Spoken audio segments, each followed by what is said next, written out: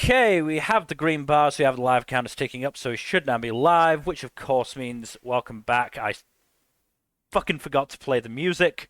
Welcome back to the Storytime Network. And now the music isn't even playing. What? No.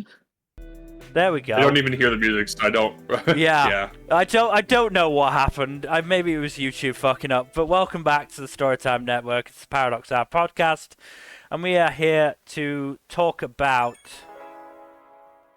Spring 2024 anime.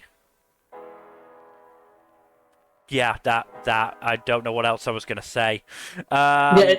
We have stuff to talk about, albeit not a lot, because we did this a couple weeks ago. Yeah, we only have 2 episodes to talk about, so this might be one of our shorter ones. Maybe. We say that now. We'll see what happens. We will see. But first, starting the stream off, we have a salad bowl of Eccentrics. These episodes have been very fun. Episode 7 really kind of pulled it back for me.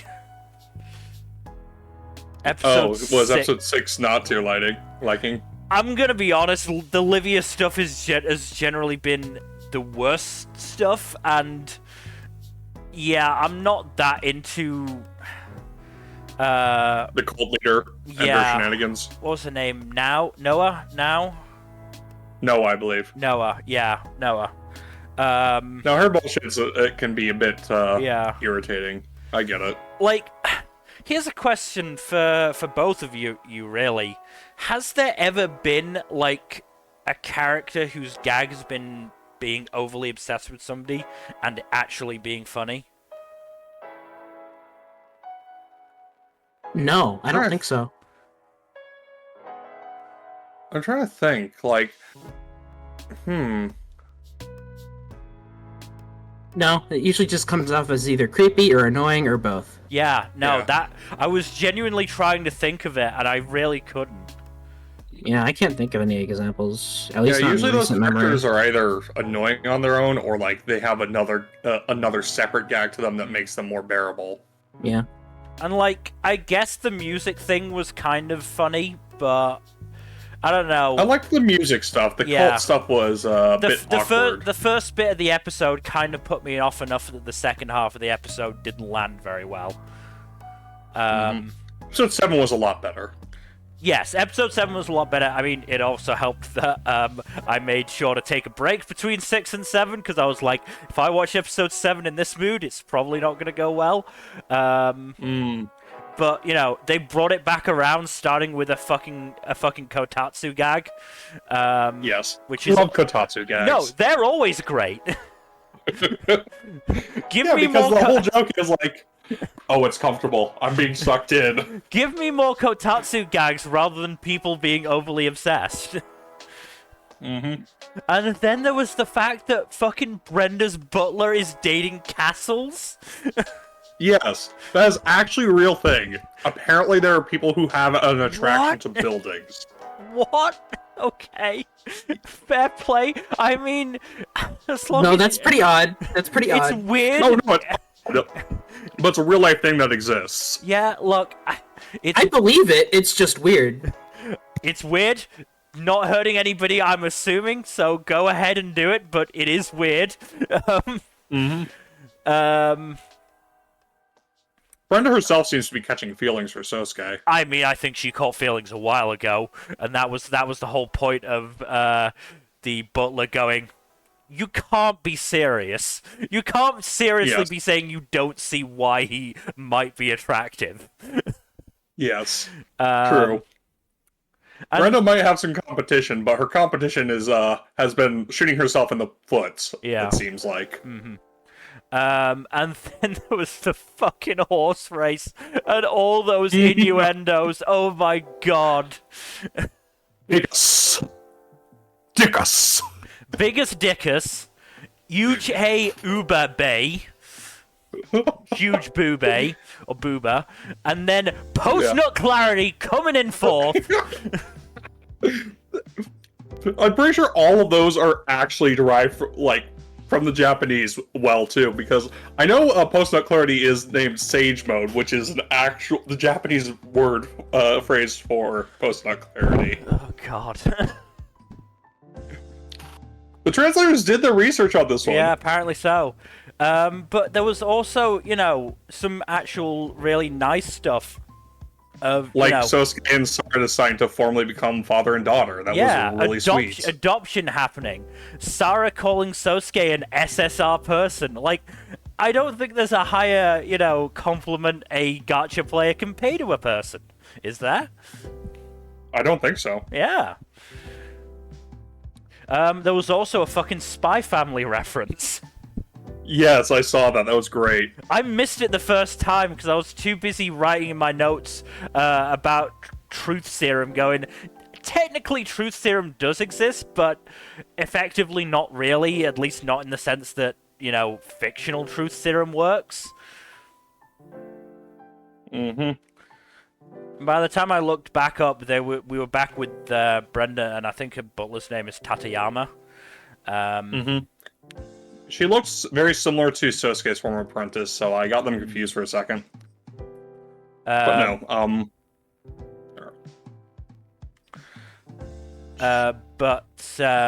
yeah. Also, the guy that they were tailing to the horse race, he's a pretty good dude, to be fair. Mm-hmm. It was nice to get to see a good dude that they were following instead of just, cheating scumbags. Yeah. Speaking of cheating scumbags, though, Haruka's whole thing is very scummy in of itself. Yeah, it's not great. It's not exactly shocking that Sosuke left that agency. Mm-hmm. And Haruka's not going to have an easy time trying to get him to fall for her with that behavior. It's not something that I think he really would approve of in general. And specifically that is probably why he left in the first place. Oh, almost certainly. It's not quite entrapment, but it's close. I mean, not to mention, It's very ethically dubious at best as well. It's ethically dubious, and, we haven't gotten any outright evidence of it, but do you really think that Haruka jumped on that herself and maybe wasn't, pushed towards it by a superior? Yeah, no, that's another thing to consider.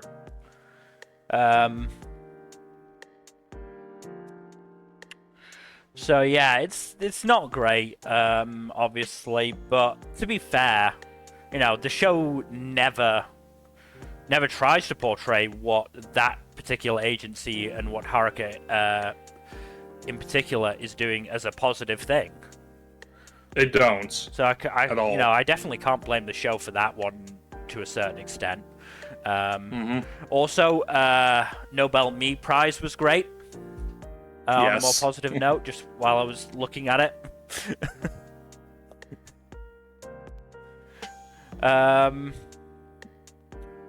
But yeah. Overall, good episode. No, 7 was definitely a good episode. 7 definitely saved it. The Livia episodes are not doing enough for me. Well, fortunately, it seems like at worst they'll be alternating. I hope not. I hope it'll be once every, maybe 2 or 3 episodes instead. I mean, honestly, the worst part about it is that it was a full-on Livia episode. There was no Sara and Sosuke. I think it's the first time we've had that. Yeah, I think we could... We've definitely had just Sara and Sosuke episodes, but I think this is the first solely Livia episode. And it doesn't hold up very well. No, I think I could probably get through it if there was at least a segment with Sara and Sosuke, because they're definitely the high point of the show. But just Livia on her own, yeah, especially with this cult storyline. Again, it was okay with the homeless stuff and with I think his name was Suzuki. That was honestly kind of fine for me. But yeah, this cult stuff hasn't been great for me. No, I get it. It's not exactly easy to handle well either. No. Again, like I said, I personally don't think there has been a, an obsessed with somebody gag character that has worked well. I can't think of one off the top of my head. Yeah, it's hard to do that well. Mm-hmm. I know tropes are tools and all, and sometimes it's just a matter of execution, but execution of that kind of trope and making it funny is difficult. Honestly, I think the main way it can work well is if you have, like, the person being obsessed, and then they actually meet the person they're obsessed with, and everything comes crashing down. I vaguely remember that happening in some series I was following at some point. I mean, I just can't remember it off the top of my head. The one that literally just came to mind for me that brought that up to my mind was actually May in Full Metal Alchemist. Right, that one. At the start where she's like, I want to meet the Full Metal Alchemist, Edward Elric, he's going to be so tall and handsome and good-natured. And then she meets Ed, and he's short and he has none of those bad-tempered. things. I mean, you could say he's handsome from a certain perspective, but he is short and bad-tempered. Uh-huh. And she is just like, who are you? My life is a lie. And she goes on to fall for Alphonse, who has a much better fits those descriptors. Yeah, no, exactly. But yeah, that's the way I think it can work. But at the moment, that is not the route that Salad Bowl of Eccentrics is going. But we should... I can't think of anything else off the top of my head. No, I will reiterate that the horse name gag was fucking hilarious and that had me cracking up. Fucking great. It was fucking great. I mean, look, I saw Biggest Dickus and was like, okay, yeah. I saw Uge Uber Bay a couple of times before it actually, it clicked, before it clicked of, oh my god, and then immediately after I figured that out, post-nut clarity in at 4th. Oh god. The show is way funnier than it has any right to be at times. Yeah, I mean, to be fair, the screenshot is from episode 6, and that was a pretty good gag, to be fair. That was a good gag, That was a good gag, but otherwise, yes. But yes, we should move on to... As a reincarnated aristocrat, I'll use my appraisal skill to rise in the world. Arz's fiance is honestly a pretty interesting character. I like her a lot. I was, when she was first introduced, I was starting to think, was she also isekai'd? But no, it doesn't seem that way. No, but she does have a special power.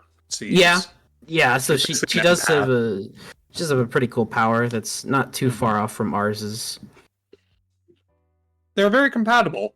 Yeah, I like it. I like their relationship, and I also like how he was very scared of her father originally, but it turns out he's a swell dude. Yeah. you do gotta love the subversion of the intimidating father trope. Mm-hmm. Yeah, and now Ars has to take his father's place, unfortunately. Well, he's starting to take his father's place. He can't do it completely because war's happening, and that's fun. Also, Raven is not in good shape. He is dying. Or at least it looks like he's, like, very, very ill. Yeah, he's not long for this world. Mm-hmm. We already knew that as the flash forward. Flash forward at the beginning of the show. Ours is like, what, 13 at the time? I don't remember. Well, he's 11 now. Yeah, he's 11 now, so he is not long for this world. Yes. But I do like the scene where they're executing that one criminal in front of him to see if Ars can handle it, and of course he can't because he's a child.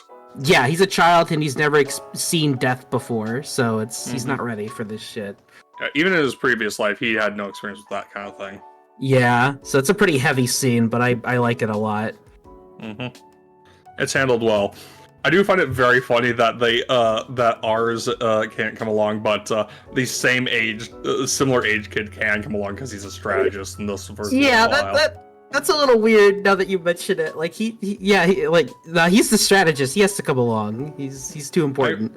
The thing is, a strategist can sit on the back line. A strategist does not need to be like on the front. Yeah, but still, death is going to be occurring like right there. So it's.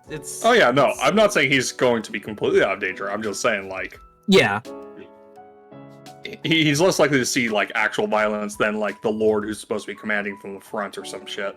Yeah. But yeah, Leisha is a good addition to the cast, and it will be interesting to see what she brings to the table going forward. Mm-hmm. We haven't seen everyone from the OP yet, which I am curious to see some of the others. We still have a lot of characters left that I'm curious about, but especially the lady who looks like a general type. I'm very curious about her. Yeah. No, this has been very good so far. Yeah, the world building's really good. Mm-hmm. It's a very thorough world building. Yeah, it's a lot of politics, and it's it's handled really well though. Yeah, it's better thought out than the majority of isekai nowadays, which I appreciate. Only isekai that's aired recently that I think has a similar level of political nuance is Slime. Yeah, that I was gonna make the same comparison. Slime, I think, does it a bit better, but also this show just started, so. Yeah, it's not really a fair comparison. Yeah. But yeah. No, it's a really solid show. I'm looking forward to seeing where things go from here. It's As am I. Yeah, I have very few complaints about it. Mm-hmm. All right, moving on then to Bartender, Glass of God. Chen has it really fucking rough. Yeah, that poor guy, dude. I feel for him. Like he tried so hard and he succeeded, but he still failed. It's His father is a dick. Yeah, his father's a dick. Hopefully he can still get through to him, but that's Yeah. Still very good episodes, but yeah, Chen is going through it, and also the girls keep asking you so much from Ryu. Yeah, he's just chilling. He's just living his life, and he keeps getting pulled into shit.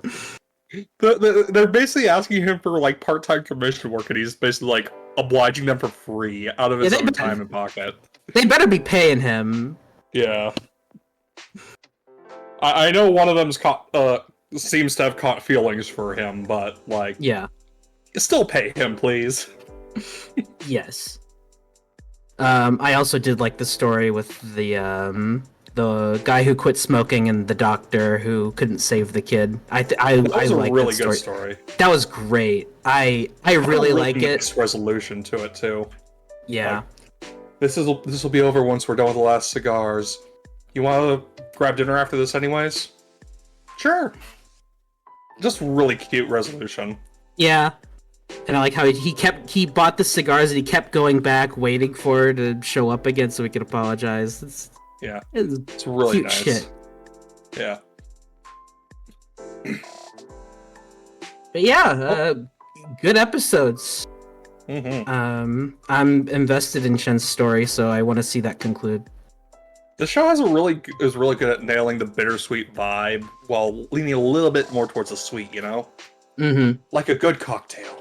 I was gonna say you're gonna compare that to a drink, aren't you? Yes, like what's the cocktail that works best for this? I don't know enough about cocktails. I barely drink. I am pretty sure I am the person involved in this podcast who drinks the most by far. Yeah, probably. I rarely drink. I don't drink at all, so yes, you definitely are. Yeah. Mm-hmm. But no, show's really good. The stories have been pretty consistently great, so. Mm-hmm. And I'm glad we're getting stories that span multiple episodes as well. Yeah. The vignettes are nice, but I do like longer vignettes too. Mm-hmm.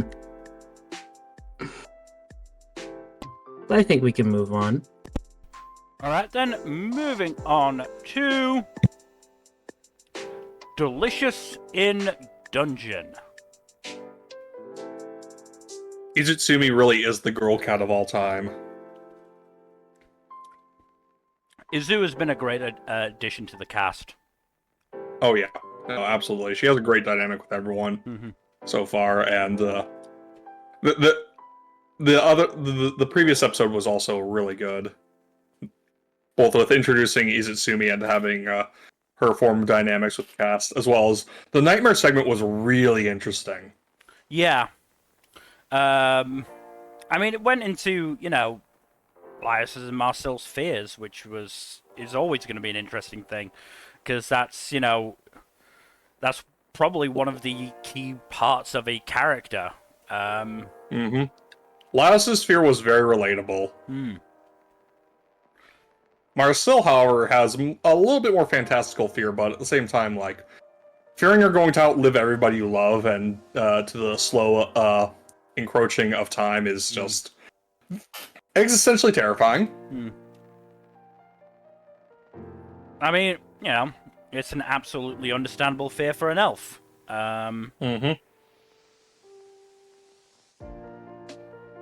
Yeah, in Marcel's nightmare thing, we also did see several portraits of her mother, I think. At least it looked like her mom. Very possibly. Similar, but not quite the same as Marcel. I mean, the only portrait I took note of was the one of Fallon. Obviously. And she had a little Fallon plush, stuffed doll, too. Yeah. Absolutely adorable. She's not beating the allegations. No, she's 100% not. I mean, while you were talking about the last two shows, I've been scrolling on Twitter and saw that there's apparently an official relationship chart. You know, the ones where they do an arrow back and forth between characters. Yeah. And, like, where is it? Because I literally just saw it, so it should be here somewhere. But it was like the one that she had with the one that Marcel had with Shuro was like fucking he has a crush on he has a crush on Fallon. Grrr. And it's just like And Shuro scared shitless of Marcel. Yeah. And there's a fucking little extra where it says that people have fucking bet on what Fallon is gonna do with he's trying to woo Fallon. Grr. Yeah, like Chilchuck was managing a betting pool of whether or not Fallon would dump him or accept him, and literally everyone bet except for Lyos bet against Shuro, but Fallon had by far the strongest bet against him. No, you mean Marcel. Marcel, yeah. Marcel bet 100 gold. Yeah. Meanwhile, like, Chilchuck was the next highest, and he only bet 20. Yeah. She's absolutely... She is not beating the jealousy allegations either. No, she's not. But yeah, so...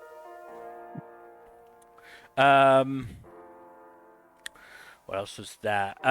Showing off Senshi's ass a lot. Got at least 2 more Senshi panty shots and ass shots. Yep. Trigger is just obsessed. Yeah. Who can blame him? That's a lot of cake back there.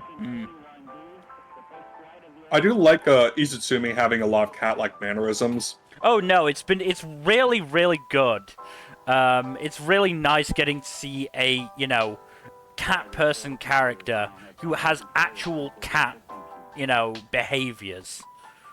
I also like that Senshi's just, like, trying to dad her so much because she's a picky eater and everything. Yeah. Meanwhile, Chilchuck just cannot stand her bullshit. I mean, it seemed like at the end of episode 19, Chilchuck was going to have a snark friend, but then they started snarking at each other and it went badly. Yeah, exactly. I do like that he gave her the backpack, though. That was nice. Also, the line, not like anyone's gonna get excited over a beast getting naked, is 100% untrue. And quite As frankly, proven by Laios immediately. Laios' interest was at least academic. Yes, it was academic, also very funny. Yeah, but yeah, it's 100% untrue, and the fact that she's a beast is probably gonna make it better for some people. I do also like the fight with the Ice Golem was really cool. That was really cool, yeah, and that was, you know, really showing off how useful Izu is gonna be to the group in that sense. Yeah, they don't have any agile fighter types, and she fills that niche very nicely. Again, how well would they have done against the Red Dragon if they'd had Izu at that time? Not well. No, they would have done better. better. They would have done better, They would have because done better. they needed a quick fighter who could get in there and hit that weak point. But yeah, the Barometz was fucking disturbing. Yeah, little weird, especially when, you know, Senshi harvested the lamb version. I do love that Laios still has that dog in him, though. Yeah. It's also funny considering, you know, when Laios was like, "Oh, I've got to turn myself into a dog," he became, you know, basically a wolf or a wolf-like breed. And then when you know, Marcel imagined him as a dog, it was this, you know, happy-go-lucky. Basically a golden retriever. Basically, yeah. It wasn't quite the same breed, but it was like that vibe. But yeah, like I love that he's like, "Oh, I can take on whatever form I want." Immediately tears off his skin and turns into a wolf. Yeah, he tore off his fucking skin. It wasn't like graphic or grotesque or anything. It was just cartoonish, but it was still very interesting. I guess we know what Laios' persona is. No, Laios' persona is some kind of monster, considering he apparently wants to turn into a monster. I know. I was referring to that giant monster thing he dropped on all his anxieties. Oh yeah, that. Like, here I thought that Laios' strongest servant would be, say, Kensuke, not some giant chimera. Yeah. No wonder he thought Falin's chimera form was cool. Yeah. Yeah. The whole cast has been great. I love their dynamic. No, I am glad we're back to the main cast, and Izu has been, as we've said, Izu has been a very good addition to it. If only, if only Falin had permanently killed Kabru, and we wouldn't have to worry about him showing up ever again. I don't dislike Kabru as much as you do. I think he's interesting. He's a bastard, but I think he's interesting. Meh. He's not that interesting. Regardless. I don't want a character like him in the show, honestly. Ah. Yeah, I'm trying to think what else. Oh yeah, I mean, we got some Izu backstory, at least when she was hanging with Shiro's, like, cadre. And I was very much like, I can't exactly blame Izu for having such a bad attitude when all she had to hang out with were some assholes and Tade.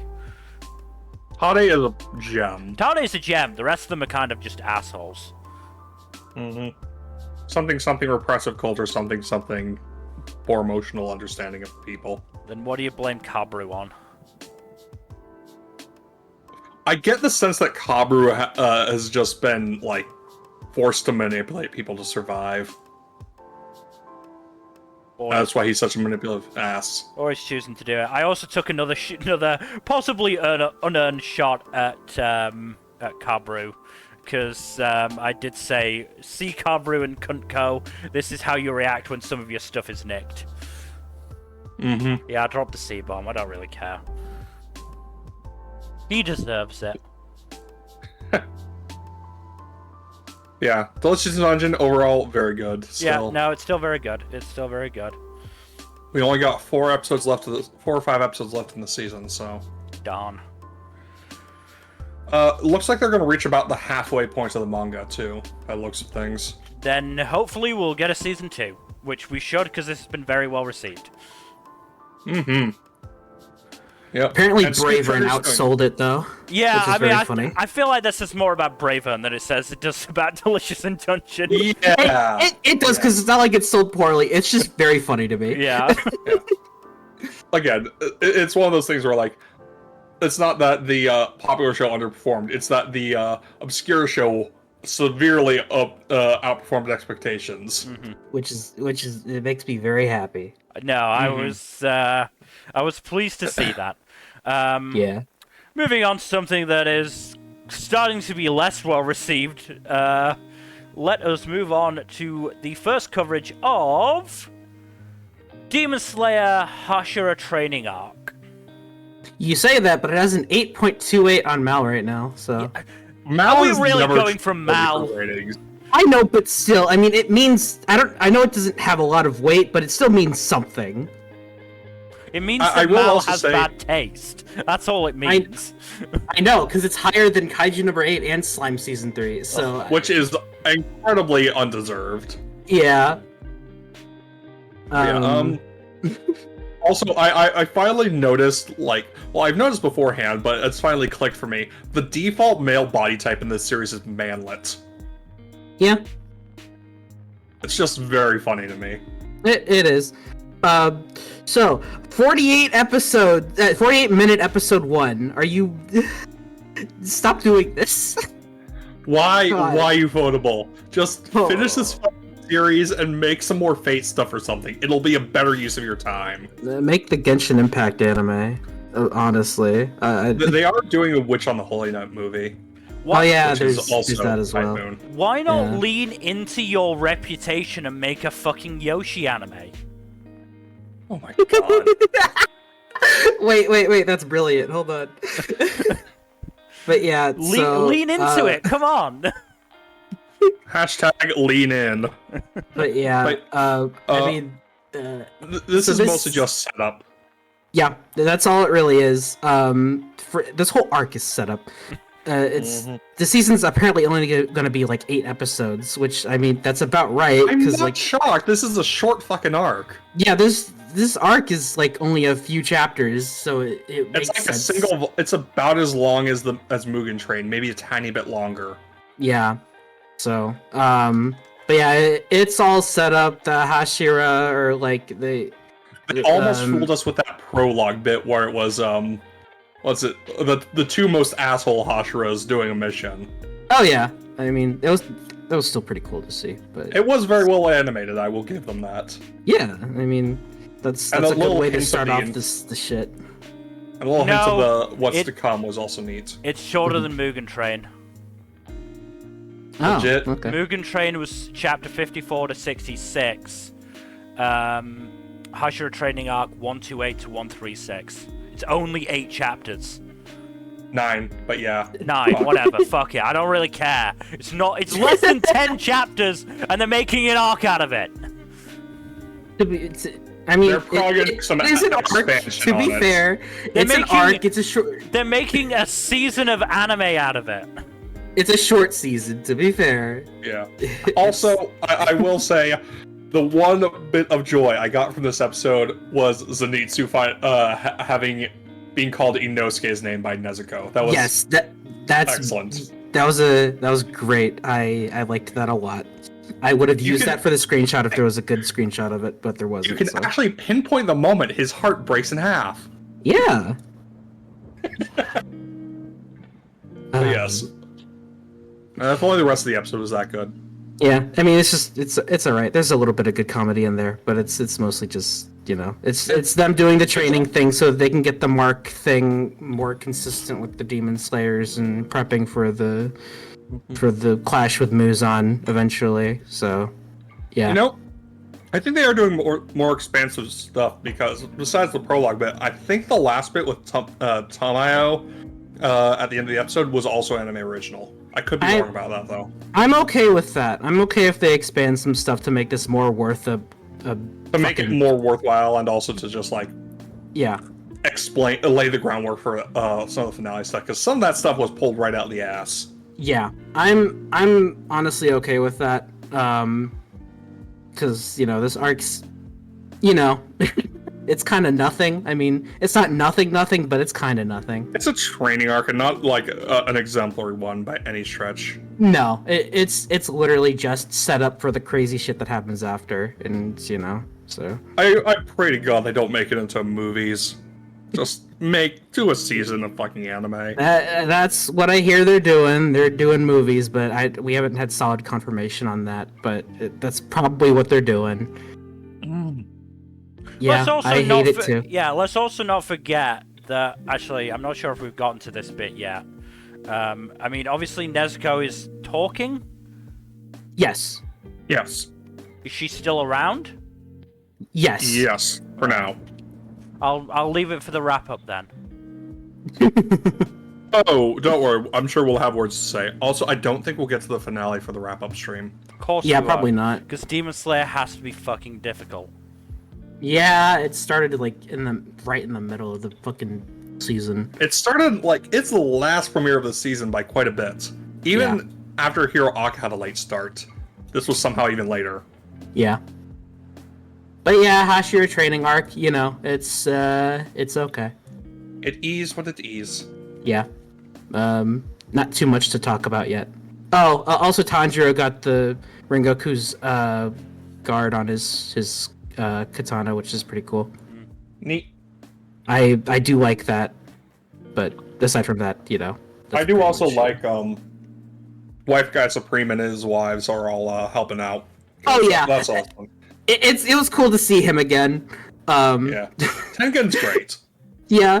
Also, Gyu is funny because he just goes, "I'm not like you guys."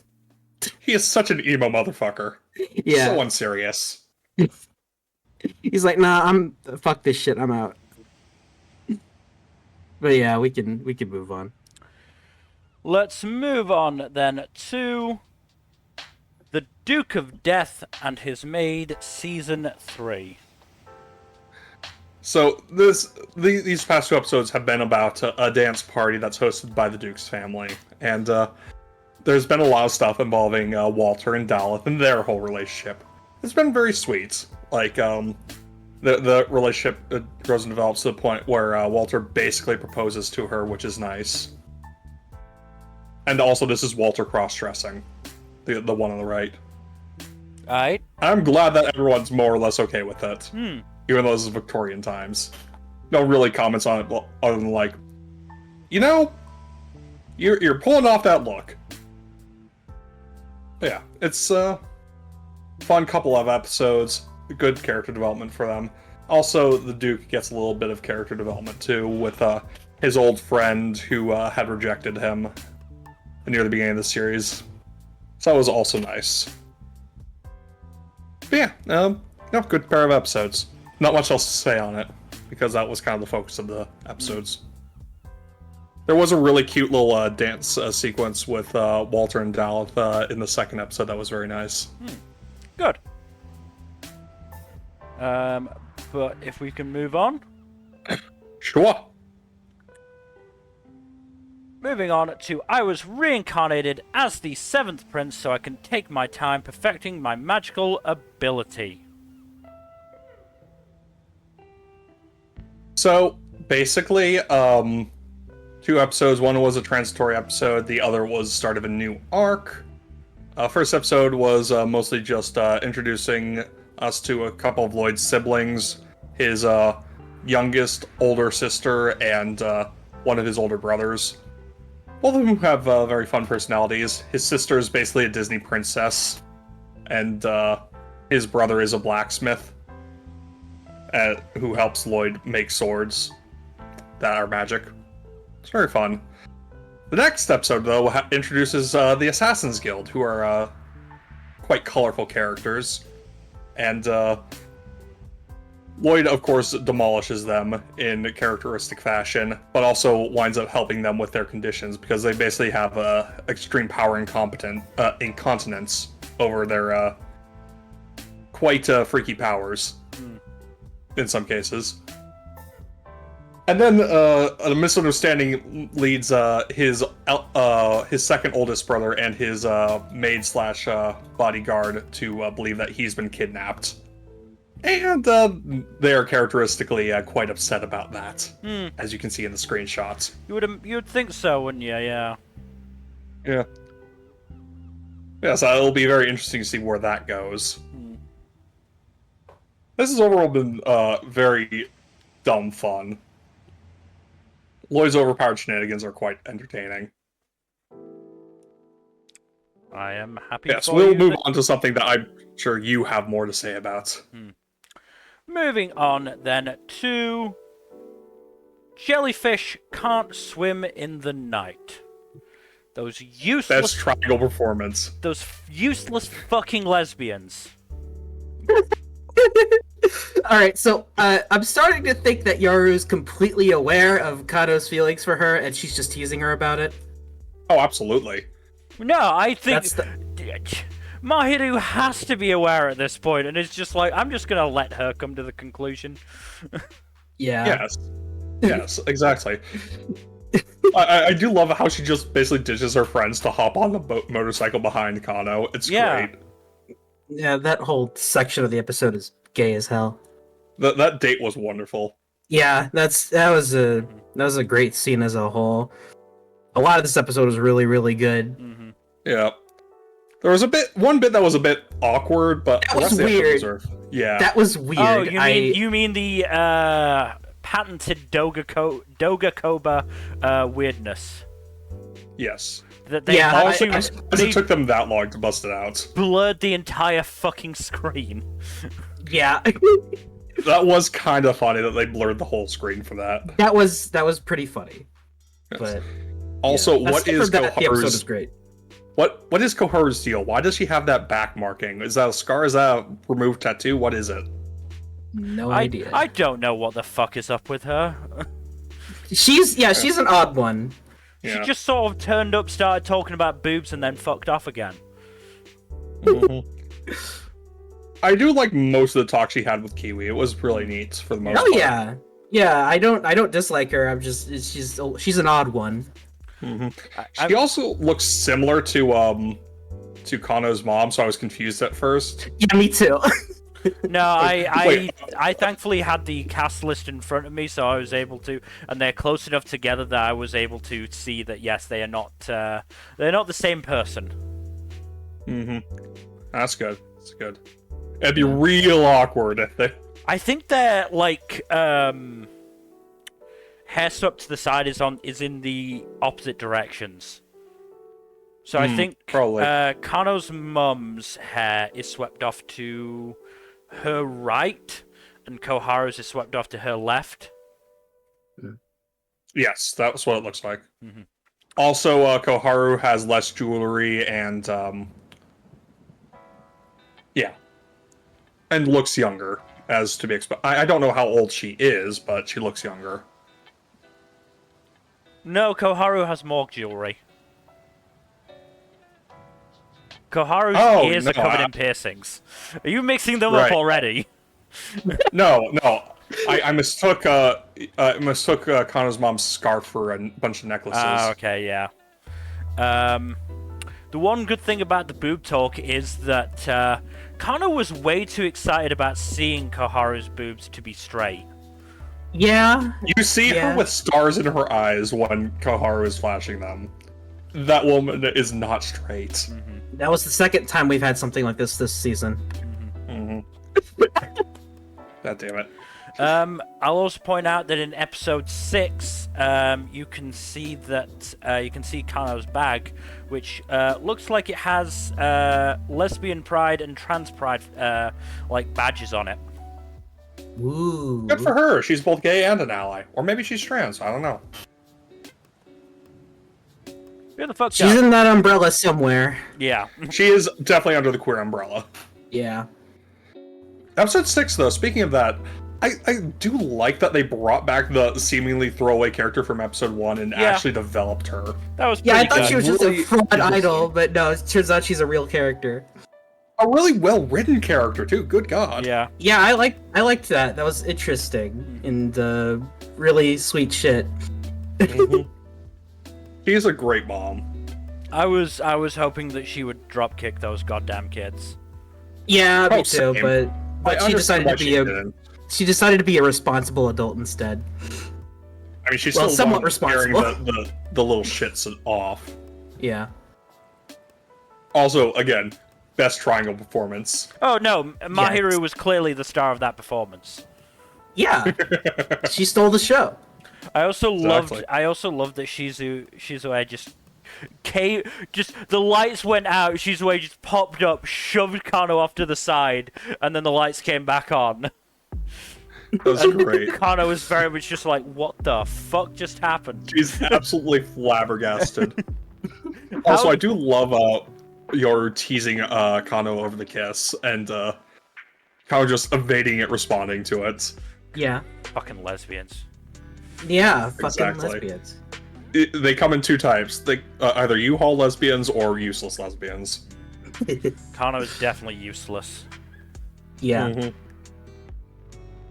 I like the new dynamics we got in episode 7. That was also Yeah. very good. I like that they've been shuffling around the groupings of the cast. Yeah. That was definitely an interesting set of pairs. Mm-hmm.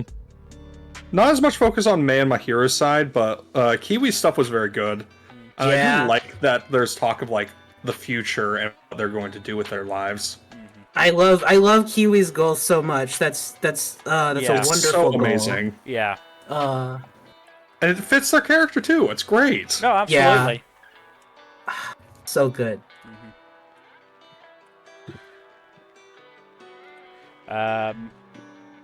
The post credits in episode 7 was pretty great. Yeah. Yes. I mean, I was wondering that of at what point are you allowed to take passengers on a motorbike? So in the U.S. at least, driving passengers is not allowed until you've had your license for a full year, I believe. I believe that was what they Period. I believe that's what they said for in the post credits as well. It has to I be wouldn't the be first surprised year. if that's standard in most developed countries, honestly. Which makes sense, but Yeah. it is very funny. Literally Also- only Also, did Mahiru even have a helmet? no. She did, yes. Oh, did? wait, she okay. did, yeah. Okay, good. Yes. Yeah, because I remember when she first got on, I'm like, is she gonna go on there without a helmet? And then in the next scene, she's wearing a helmet. so Okay, I'm like, good, okay. good. Yeah. Maybe they stopped off at a shop to get one. I do also find it interesting that the beach state is where they see a live jellyfish in the wild for the first time. Yeah. Yeah. It's very interesting. I wonder why that was signposted there. Are you trying to tell us something, the director?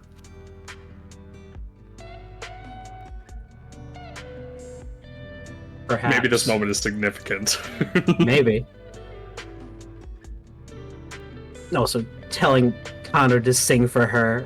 Okay, yeah, that's Ripping off the page of Whisper Me a Love Song. Yeah, literally. That's like same energy. I mean, God, the fact that when Mahiru was like, there was somebody who told me they loved my drawing and that made me want to get better for them, and Kara's like, huh, I wonder who that could be. It's fucking you idiot! It takes her so long to realize it. It's Who great. else could it be?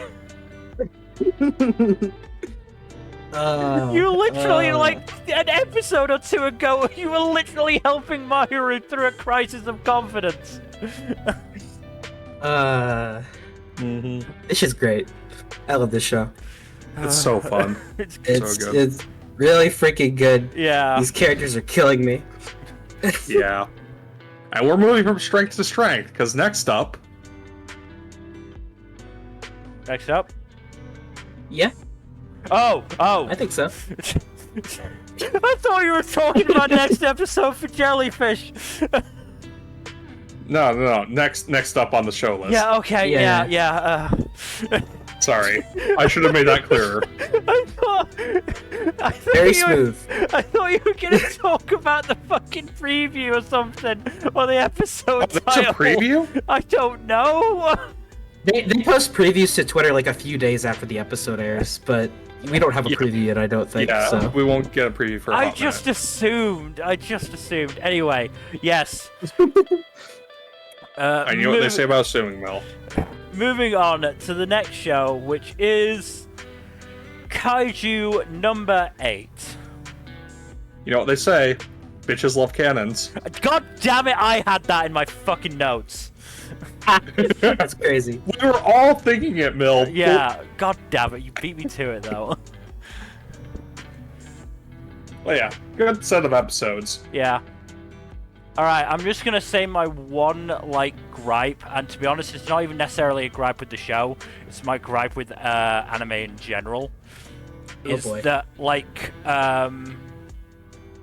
Kokoru was, talking about Mina's physique and her muscles, but because anime in general refuses to give women actually visible muscles, Mina just looks the same as Kokoru. Yeah. Just give fucking women muscles for the love of God. Well, Even at least we have like- Star and Stripe in MHA, so there's that. Yeah. Oh boy. We'll get to that in a sec. Yeah. Yeah, we'll get to that, but there is muscle women just a little bit. So. But You can have slightly muscular women as a treat. yeah, Yeah. also in episode 5, I actually had to skip maybe 10 seconds because of secondhand embarrassment. Yep. Yeah. Poor Kafka. Kafka, learn Yeah. to think in your fucking head, you idiot. Stop thinking It's out very loud. It's not as funny if he doesn't. Yeah, secondhand embarrassment is a real bitch. Yep. Regardless, I do think it's very fun to see him interacting with the rest of the squad, and they also find him just as funny Yeah, as the vice captain does. yeah. Yeah. No, it's really nice to get to see this main group get along. It's always nice to get more with them. Even if obviously we don't know a huge amount about people. Really, I mean, to be fair, we don't even know a huge amount about Reino, let alone even Kokoru. But especially the what was it, Iharu, Aoi, and Harumichi or Haruichi. Mm-hmm. Yeah. Yeah, those are the ones that are most established amongst the cast, amongst the rest of the squad. Yeah. There are a few others here and there, but they don't get as much notice. I do like Okanogi, the support specialist, playing the straight woman to Mr. Vice Captain Shits and Giggles. Yeah, Hoshina. Yeah, Yeah. yeah. Hoshina's great. Hoshina's so funny. And hey, you don't often see the twin fangs without vampires, so good on Hoshina for being different. Yeah. Speaking of being built different, Hoshina also is just really cool with his sword stuff. No, he did the full on what is it? You're already dead thing. You're already dead. Iaijutsu, whatever the fuck it's called. I can't remember it off the top of my head. It's Iaijutsu. Iaijutsu.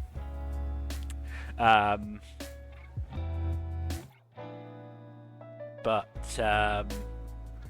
yeah, Hoshina ain't no slouch. Nope. Nope. I do like that he specifically brought Kafka on because he thought there was something sus about his vitals and wanted to keep an eye on him. I mean, he used the comedy as an excuse, but he knows there's something up. No, he definitely used the comedy as an excuse, but I think there's two reasons to it. I think there is obviously wanting to keep an eye on him. Hoshina is understandably very sus of Kafka. Yeah. But I also think he brought him on because of the kaiju knowledge, because that is having somebody that does prove to be valuable. Yeah, no, having somebody with that ability in the field can be, as we saw, was very useful. It apparently put paid to fucking Kaiju number 9's plans. Also, I do love Mina just absolutely going ham on that Hanju. Yeah, I mean, at one point I did say, Jesus Christ, Mina, stop firing. I thought you were... Stop, it's already dead! I thought you were supposed to be, you know, trying to stop as much property damage, not just blasting parts of the city with a giant laser cannon. To be fair, that thing was going to respawn Yeah. Yoju from its corpse, so the I less guess, corpse, yeah. the less Yoju. And I mean, yeah, those fucking Yoju caused some, at the very least, some big insurance payments on cars. Mm-hmm. They were fucking some of those cars up. Yup. But of course, Reno and Iharu are going to be drawing the short end of the stick because they're encountering number 9. Yeah. Unfortunate. They are not going to have a fun time. Yeah. Oh, also, there's Kikoru and her keeping Kafka's secret, of course, because he saved her life and all, so it's the least she could do, really. It's not like she actually has come to appreciate him or anything, Baka. She's such a tsundere.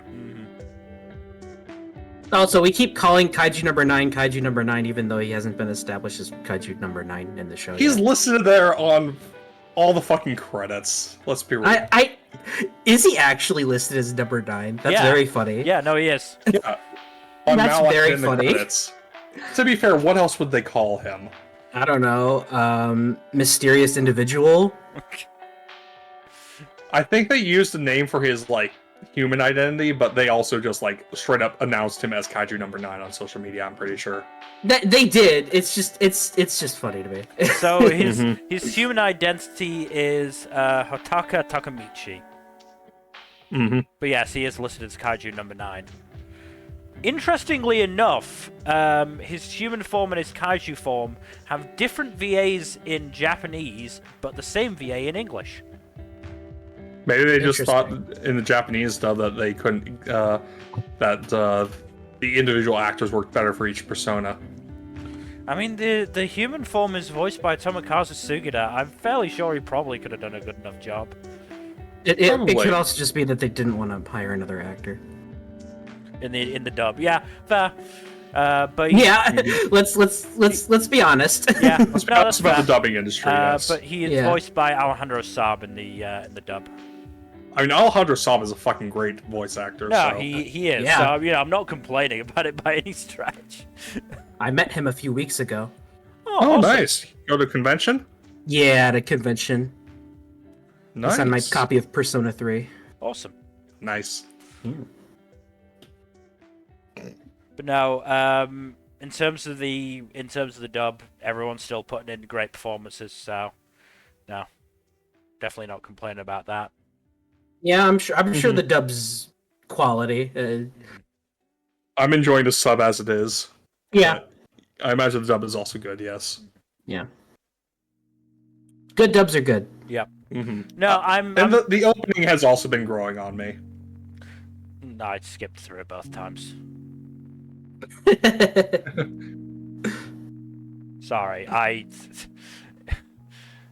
maybe I'll feel better about it, but I doubt it.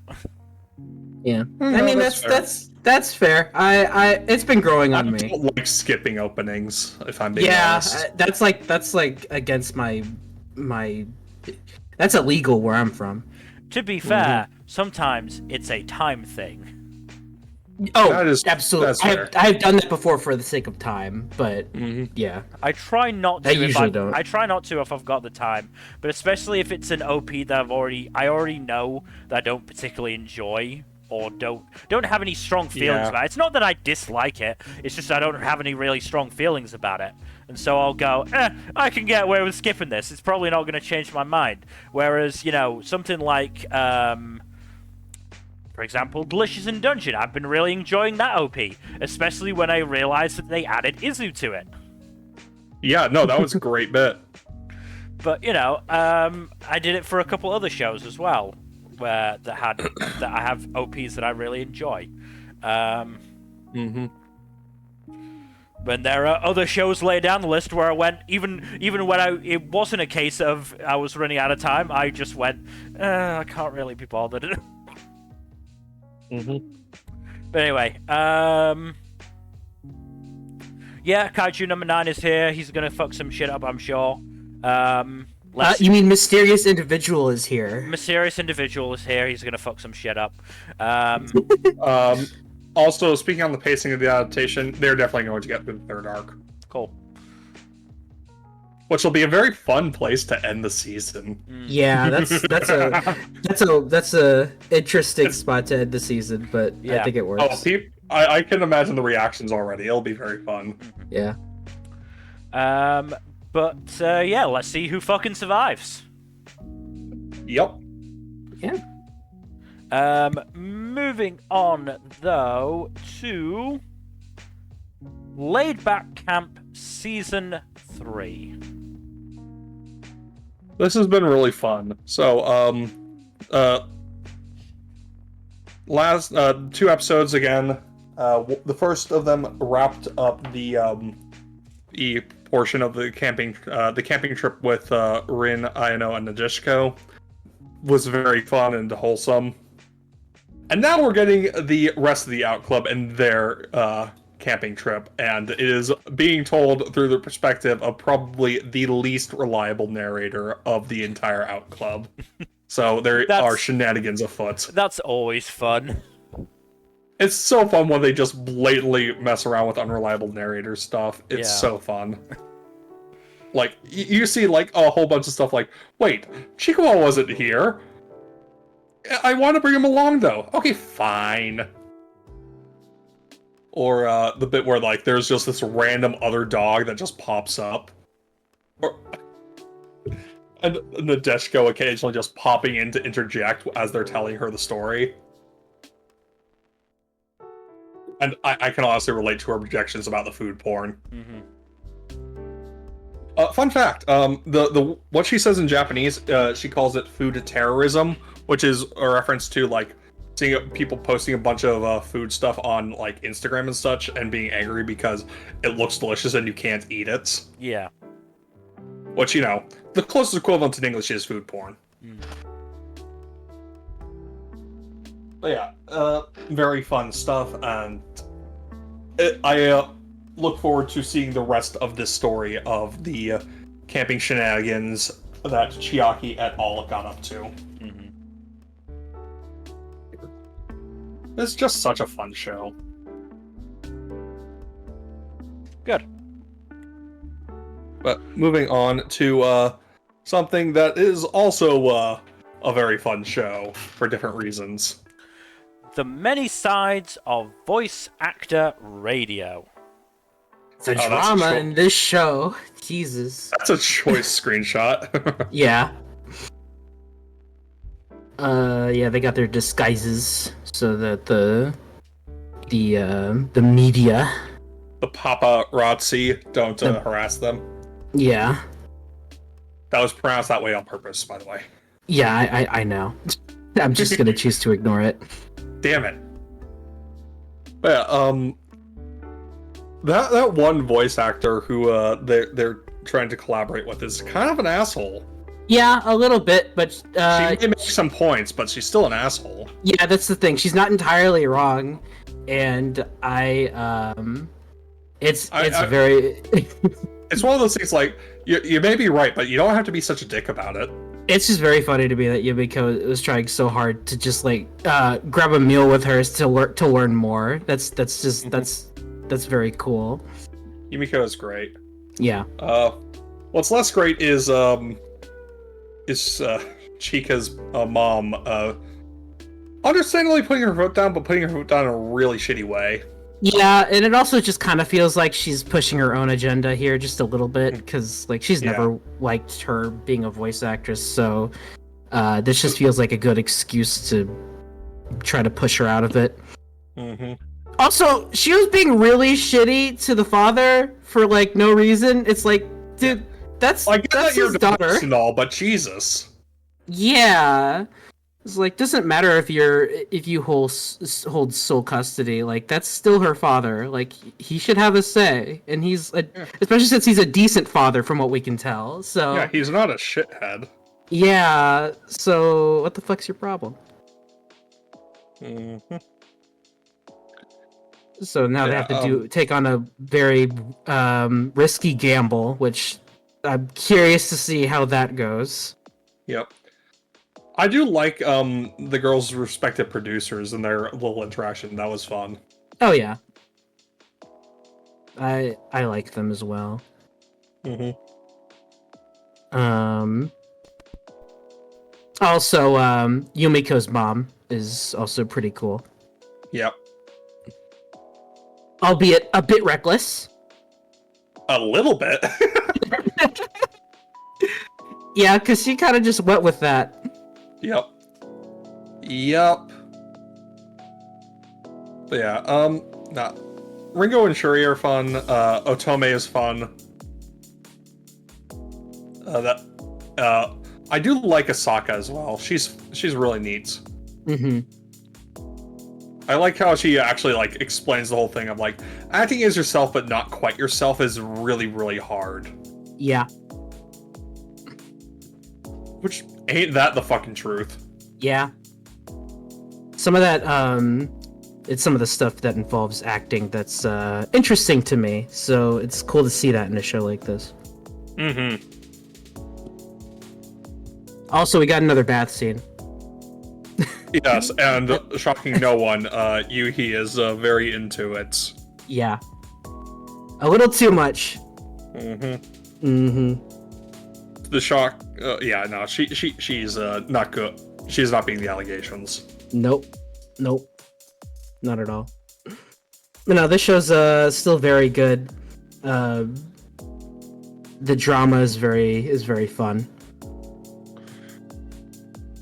Yeah. I am looking forward to seeing how it resolves next week. Yeah. Alright, moving on then to Mission Yozakura Family. So we got a little bit of a park date in the first episode, and with, you know, some supplementary spy stuff, as you do. And then there's the bit with the stalker and all that. That's fun. Diversity win. The psychotic stalker is the psychotic stalker trying to kill you is also bisexual. Woohoo! But yeah. So there's a little interrogation where the police informant who helps out, or rather the detective who helps out the family, gets put up to grilling Tayo on behalf of the family, and Tayo, you know, stands up to the interrogation. And then he does. Then he goes on a date with Sumi to find some dangerous individuals at a park who are disguised as a couple, or rather, who are just a couple. So they go after. They start tailing some individual pairs who look vaguely suspicious, but most of them turn out to just be like couples who are just like a little unconventional looking. And it turns out the most conventional looking couple were the actual culprits. So that was fun. I believe they were like doing weapon smuggling or some shit. I don't know. But yeah, and then there's the next episode where an obsessive stalker tries to track down Tayo and kill him, but Mutsumi saves her life, and she falls in love with her as well. So that's interesting. Oh yeah, and there's also a little bit with Shion, the hacker sister, who is very fun. I like her a lot. Yeah, she was pretty cool from what I recall. Mm-hmm. Yeah. No, I'm having fun with this again. The gag with the couples was really neat. It was really funny. Because you have like the punk rock couple who are actually just really shy, the incredibly affectionate beefy muscle-bound couple, and the very serious business suit couple that are just like really matter-of-fact about the relationship. Just very funny. Yeah, probably move on to another sequel. Moving on to My Hero Academia Season 7. Speaking of muscle. Yeah. Star and Stripe. I can't believe America died. That's crazy.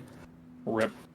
Look, Star and Stripe is broken as fuck. There was no way that she was going to stick around for very long.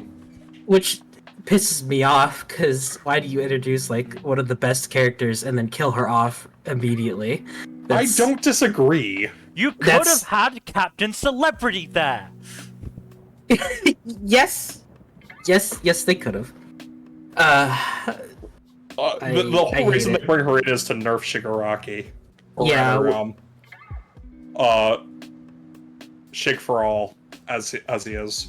Yeah, Shig for all. Which Shig I'm gonna be honest. Doesn't really feel like it amounts to a whole lot. No, it just buys the students time, and that's it. Yeah, that's all it really does. And that's frustrating. I wish there was more impact to that. It does have the bit where All For One is just pissed that All Might's legacy continues to fuck him over. Yeah, which is great. I do like the rage there. It's very amusing. Mm-hmm. It's All For One is such a shit. It's so funny when he gets fucked over. Yeah. Because of it.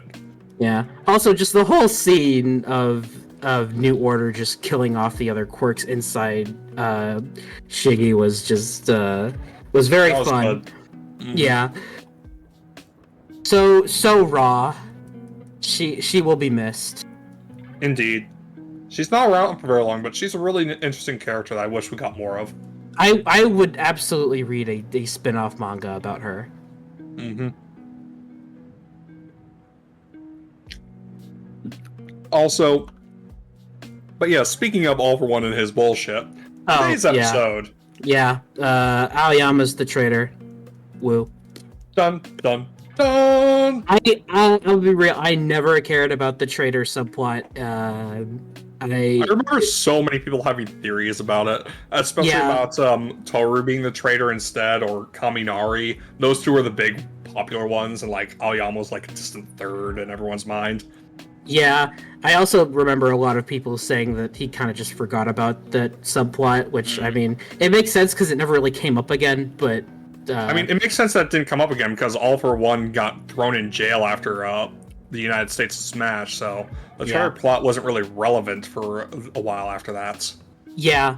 But yeah, I personally was never really that into that subplot in the first place. I did look it up, and apparently, according to Horikoshi, he was going to resolve the traitor subplot, but like, apparently fandom reception of that part of the arc wasn't all that good, so he shifted gears to kind of bring that arc to a close quicker and shift to a different arc. Yeah, I think utilizing it here is pretty smart, to be fair. Yes, it is better. Like I said, as much as I said I'm not very huge on it, I think it's being utilized very well, and it's overall being handled pretty decently as well. There's a lot of dramatic potential to be mined from it, and I think it's being executed. It being baited for it to be Toru, but no, it was Aoyama. Minds over that, and then it was Aoyama the next chapter. It was like, yeah, that was some insane shit. He knew exactly what he was doing, and that was very devious. Good. So I gotta give him kudos to that. That was very clever. Also, All For One continues to demonstrate why he is such an asshole, both by just casually putting down Dabi, and also by giving Aoyama a quirk that's incompatible with his body. Yeah, that was just apparently to be an asshole. Yeah, that was pretty fucked up. I mean, what do you expect from him? Yeah. So yeah, now they're formulating a plan to make use of Aoyama's connection to All For One. So it'll be interesting to see where it goes. I do like that they also point out the detail of, like, they never focused on Aoyama's reaction to Midoriya coming back.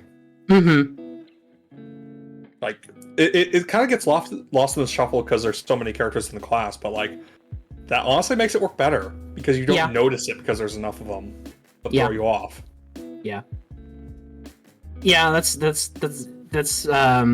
that's why I do appreciate how the whole twist was handled. I think it was done pretty well. And Aoyama's in general one of the weaker characters, so I think using him here makes sense. And it adds to him a good bit, especially since it turns out he was originally quirkless. Yeah, no. Just like a lot of interesting stuff there. Yeah. But yeah, stuff's happening. Rip America. But yeah. To be fair, America's been in decay for quite some time. Okay, all right, okay. Wow. Okay. All right, yeah, whatever. I mean, come on! One of your presidential candidates had a worm in his brain, and he offered to eat more worms! I don't think anyone is treating him as a serious candidate, but that's besides the point. No, there are people that are trying to do that, but Those people are dumb. we know. Those people also have worms in their brains. They wish they had worms in their brain, which is arguably worse. Yeah. Anyways, so yeah, aside from the frustrating waste of a good character, good stuff.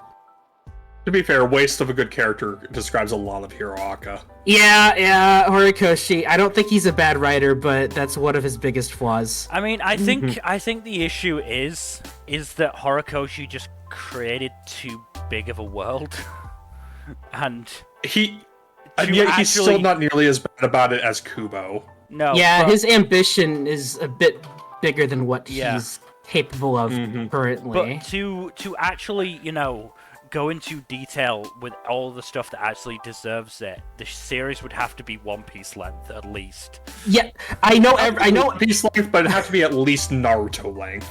Look, I know you. I know you. Everyone wants to be Oda, but not everyone can be Oda. Yeah. Okay, let's. Yeah.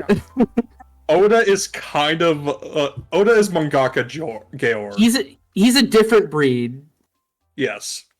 He's quite literally built different. I appreciate what you're doing, but doing that shit is not easy. I have to admit, I do wonder at what point Horikoshi realized how much he would have to cover and how much the weekly manga grind had already taken out of him, and he just went, fuck that.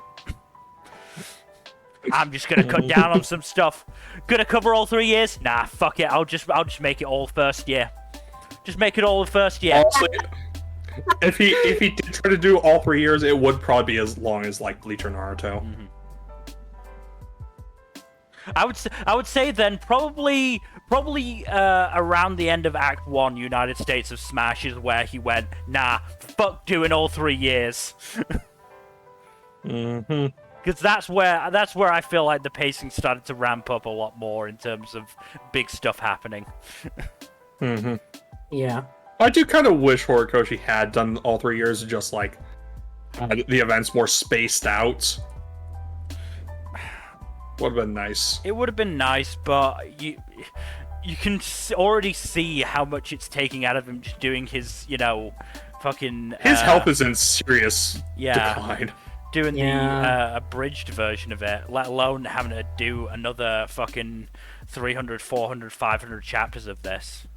Making weekly manga is fucking hard. Yeah. It's like one of the hardest things you could do as a job, so it's rough. Yeah.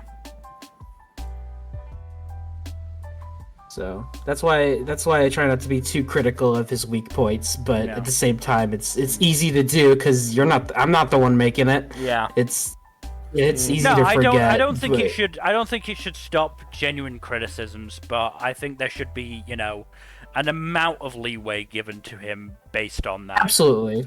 Absolutely, and criticism's the only way you can actually improve. So that's I want him to be better because I think he has the potential to be really amazing, and God love him, he's trying, but it's he has to work on it.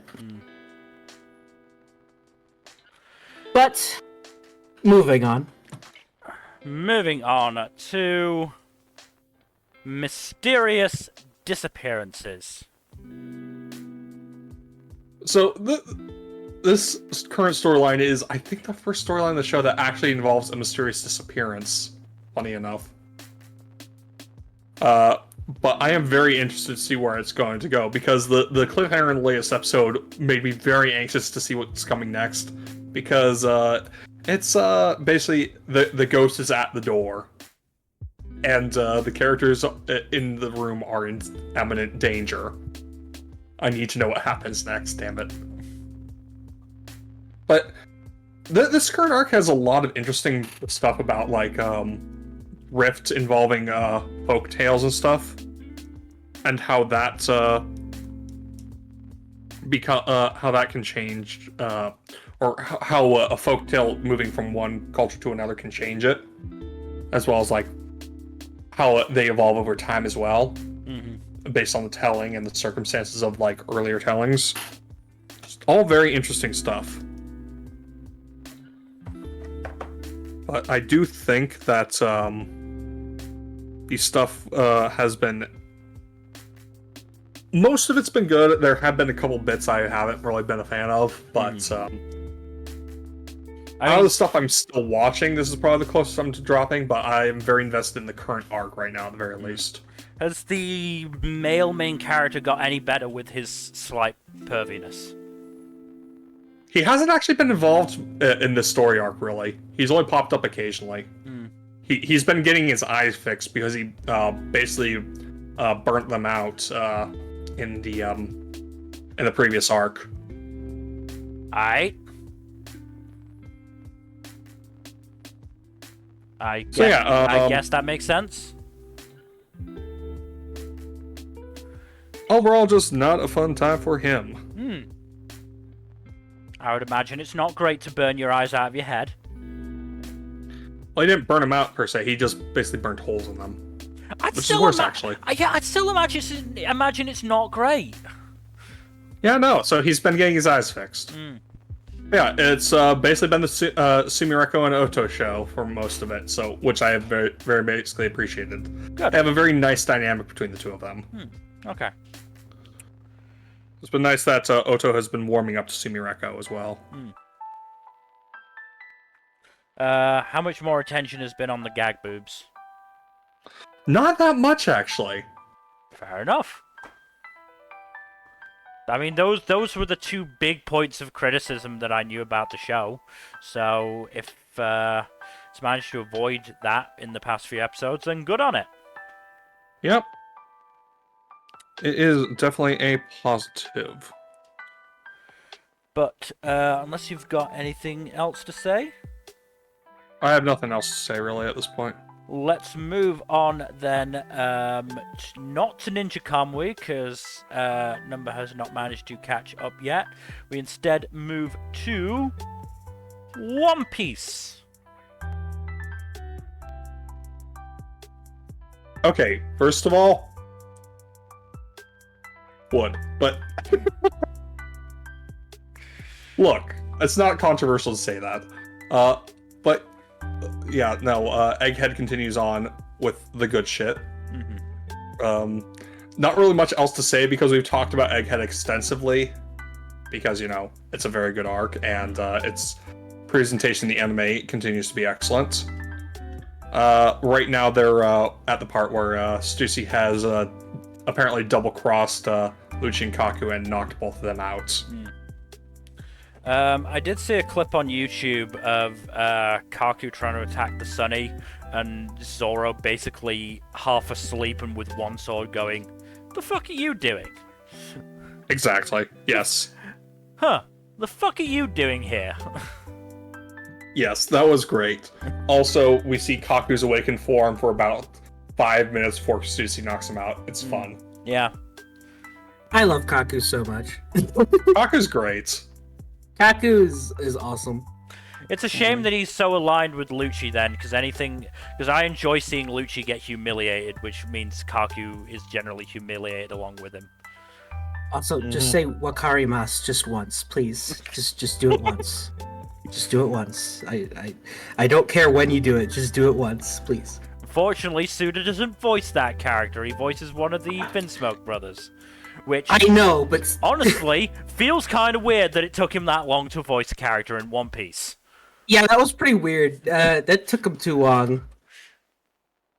But yeah, I don't care if it's not Tsunai. He's still Giraffe Man. Yeah. Mm-hmm. How many talking giraffes do you get in anime? Not very many. No, to be fair. Yeah. Something Nichols, something where that happened twice. Yeah.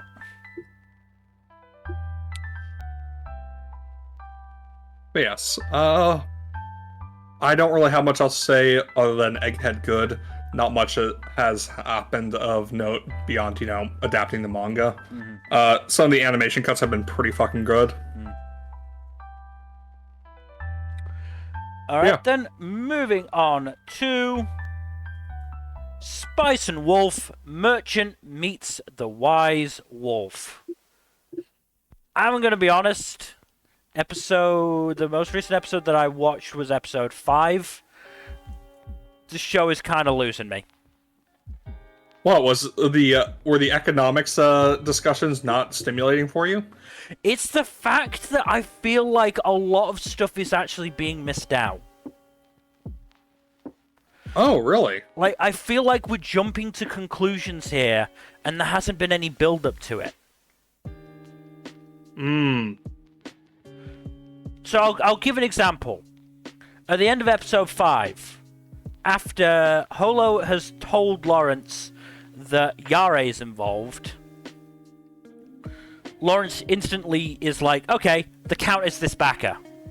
And it's just like, okay, you know this Count is involved now? Did you figure that out from Yare being involved? What? How did you make that jump? I don't recall. I think it gets elaborated a little bit in episode 6, but I don't remember. It's been a sec. But that's not a detail I remembered. That discussion with the fucking Maloney Trading Company guy, I can't remember his name. I just know that he's voiced by Sabat, which is fun. I don't hear Sabat in dubs often enough anymore.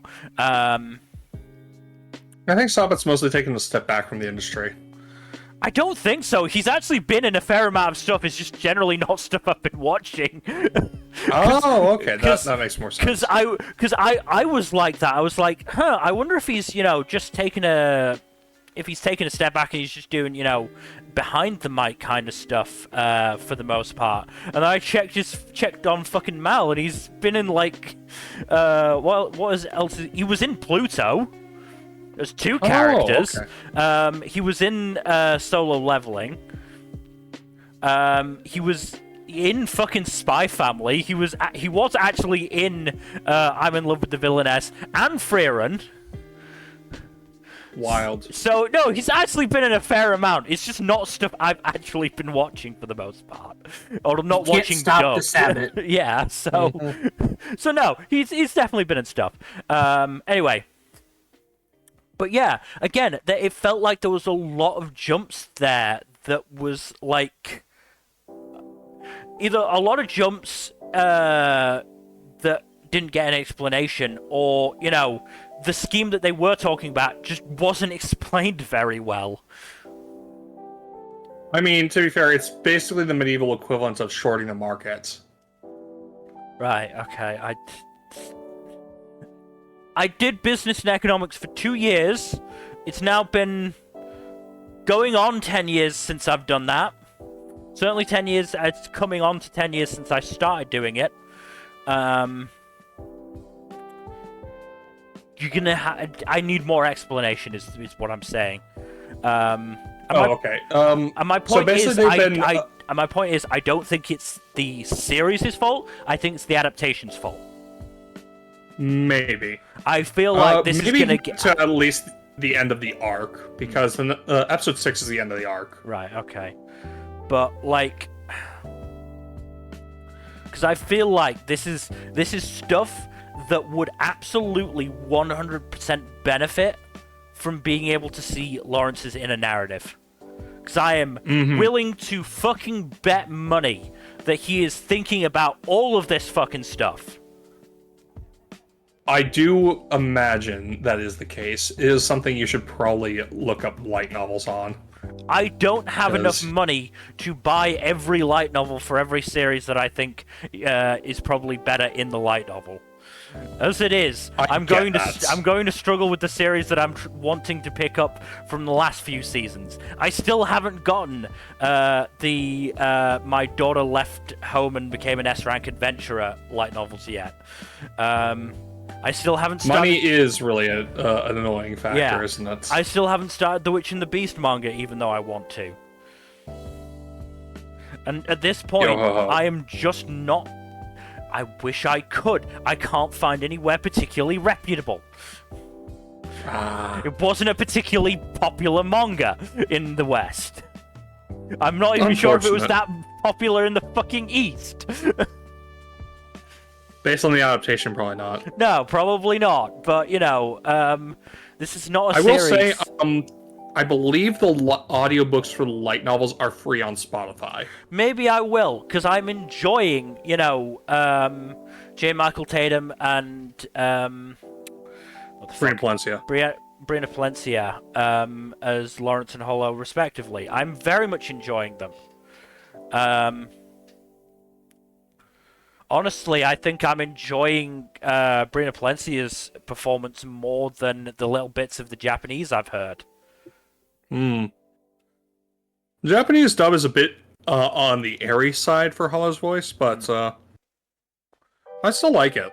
I'm not saying it's bad. I've probably not heard enough of it to judge whether it's good or bad or not. But again, I just think there is a lot of the emotion that's going into Palencia's performance has been really good thus far. Also, Hollow absolutely wants to bang Lawrence into a mattress. I mean, I don't really blame her. He seems like a good catch.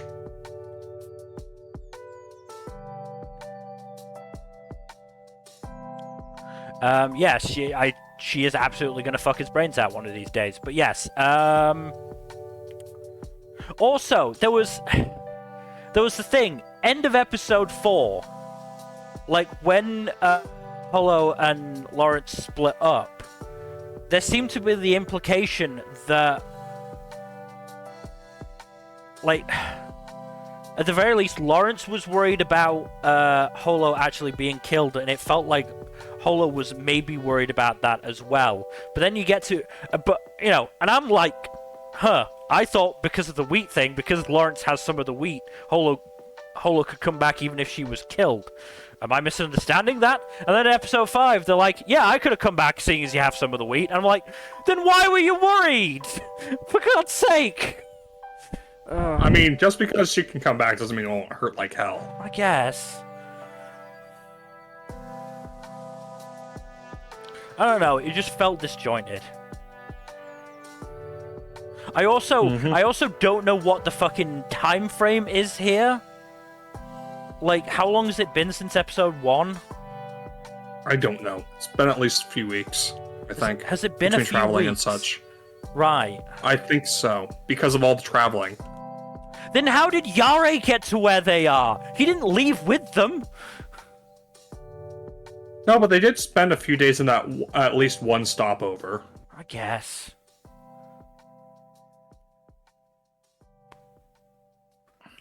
But yeah, there's just so many questions that I don't feel are being answered by the show. In a bad way. Like, this is stuff that I don't think is going to come up again.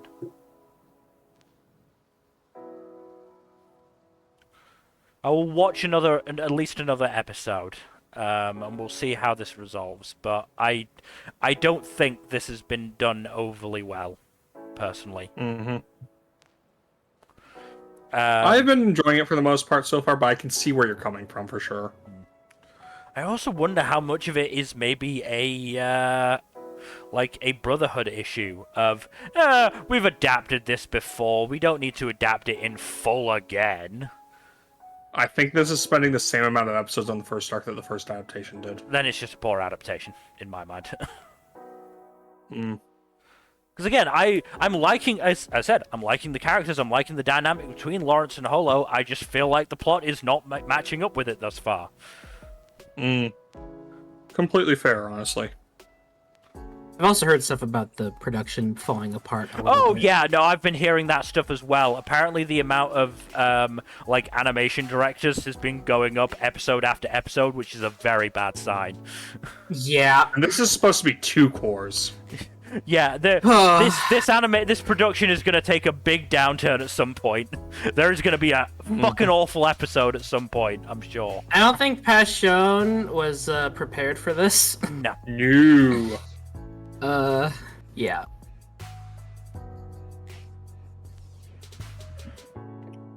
Yes, we should probably move on to something I'm sure you will be much happier to talk about. For the most part, yes, let us move on to That Time I Got Reincarnated as a Slime, Season 3. Poor Veldora, he's just trying to help.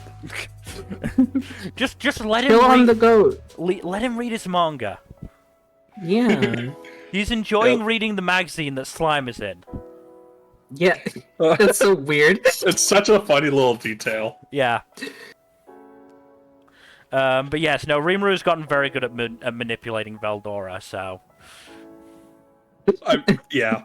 He's pointing him at the right scenarios. Yeah. Yeah, I was glad to see Adelman back. He was great. Part of me kind of wishes they'd just thrown Adelman at Hinata and seen what happened. That would have been very funny, but at the same time, it won't happen. No, it won't. But in terms of what's actually happening right now, is this like the action show version of a rom-com miscommunication arc? Yes, More or less, yes.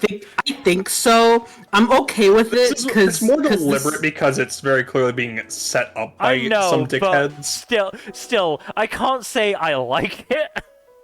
Yeah, I'm not in love with it, but I'm definitely more okay with it than the majority of anime that do this sort of shit. Yeah, again, and it's way very poorly manipulation, so at least it makes sense. Yeah, again, like this is all being set up. Again, I can see why people are making these decisions. It's just the case of that doesn't mean I have to like them. Completely fair. But I can absolutely see why Rimuru and Tempest are preparing for the worst, because the last time this happened, the worst happened. Yeah. And clearly the fucking church fucks are being manipulated by these 7 bastards. Yeah, and I do like that Hinata just outright describes them as mediocre old men trying to maintain their grip on power, because that's what they are. I mean, to be fair, Hinata understands that she is being manipulated by them. There is nothing she can do about it. Yeah, exactly. She is trying, and I do like that she's getting character development. That's very good. No, and I quite liked the first part of episode 35 because of that. Because it was really interesting to get to see, she's Hinata and all those the other fucking battle crusaders, whatever the fuck they're called, going through Bluemond, which is obviously a town that is thriving thanks to Tempest. Yep. I love the bit with the ramen and the gyoza. That was so fun. That was so good. I love it. That's the kind of shit I like to see in shows like this. I'm glad that Slime doesn't take itself too seriously. It's great. Yeah. Yeah. And again, the ones that I picked out were Arnaud and Bacchus, who were like, why are we mad at Rimuru again? He's clearly doing good stuff. He's clearly caring about people in and around his area. Yep. Like, they've clearly... Most of these guys have clearly got good heads on their shoulders, and I really hope those heads won't roll because of some dumbassery. Yeah, and also, Hinata ostensibly wants to go to Rimuru and talk, and gears up to fight because, 2 other dumbasses from her side, Leroy Jenkins, their way into Tempest. Fucking Renard, dude. Yeah. I mean, that was the thing. I was like, hey! So easily. Redhead guy, Renard, you guys were supposed to stay behind, you fucks! Renard I get, because he was manipulated. Albeit, annoyingly easily Yeah, find luminaries. bro's a sucker. Come on, Bro's a man. believer. Yeah. Bro's an easily suckered believer. Have, Redhead has have no excuse. faith in Hinata, for fuck's sake. Yeah. But yeah, like, Renard, buddy, you try and kill Rimuru, you are dead meat. You aren't even gonna make it that far. You aren't even gonna make it to Rimuru. Somebody is going to get there before you. I'm pretty sure the most recent episode ended with Shion leaping towards them. Unfortunately, yes. Shion, not following the fucking plan. To be fair, she did adapt the plan to the circumstances. Did she, or did she just want to charge in and fight? I think she just wanted to charge in and fight. I mean, yes, she did. But she's capable enough to be able to do that. But that doesn't mean it's good. No. She just wanted to fight. Let's be honest. Shion just makes the show worse, in my opinion.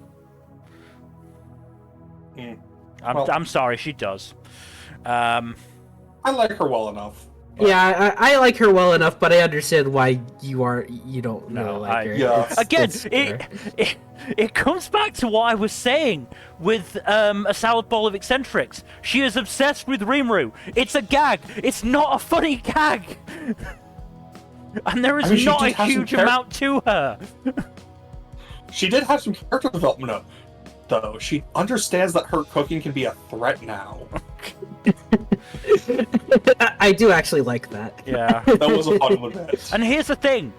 Slime has a far, more palatable, fanatic devotee to Rimuru in Diablo. Diablo's the best. Diablo's fucking fun. Because here's the thing, Diablo is competent. Yeah. That's what helps. Diablo will adapt a plan, but he'll do it competently. Oh God, I don't want to spend any more time on her, because we also got introduced to presumably the big bad for this next arc, Granville and Damrada. Yes. Yes, that's their names. I'll believe you on that. I don't fucking remember. Yes, Granville Rotso is a major antagonist. Yes. A lot of fucking characters in this. I mean, it feels weird that we've got this shadow leader, because I feel like the Demon Lords would have crushed somebody like him by now. To be fair, he's not a political leader per se. Oh, he's voiced by Daisuke Ono. Oh, nice. Yeah. Yeah, he's basically how do I describe him? I won't describe him because I don't know. Just to me, it just feels like he's the type that's been fucking about a lot, and I feel like the Demon Lords would have made him find out by now. He's basically fucking around in the black markets. Okay. Yeah. I mean, to be fair, there is a fair few of those Demon Lords who I'm sure just don't give a shit. That's most of them, I'm pretty sure. But I feel like there is at least one or two of them that would have been like, what the fuck is this guy doing? Crush. Eventually he's gonna fuck around and find out. I mean, clearly he's doing that now. He is very much fucking around with Rimuru, and he's going to die as a result of it. Yeah. Also, what's her name? That one chick with the gun. Glenda, Glenda has a fucking Glock.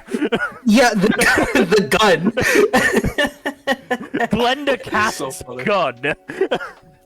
Which was interesting. But hey, I actually quite like that scene, because I like when you get these scenes with Slime's antagonists where they're making all of these plans, and you're just like, you're gonna fucking die. These plans are not gonna work. You are gonna die. Yeah.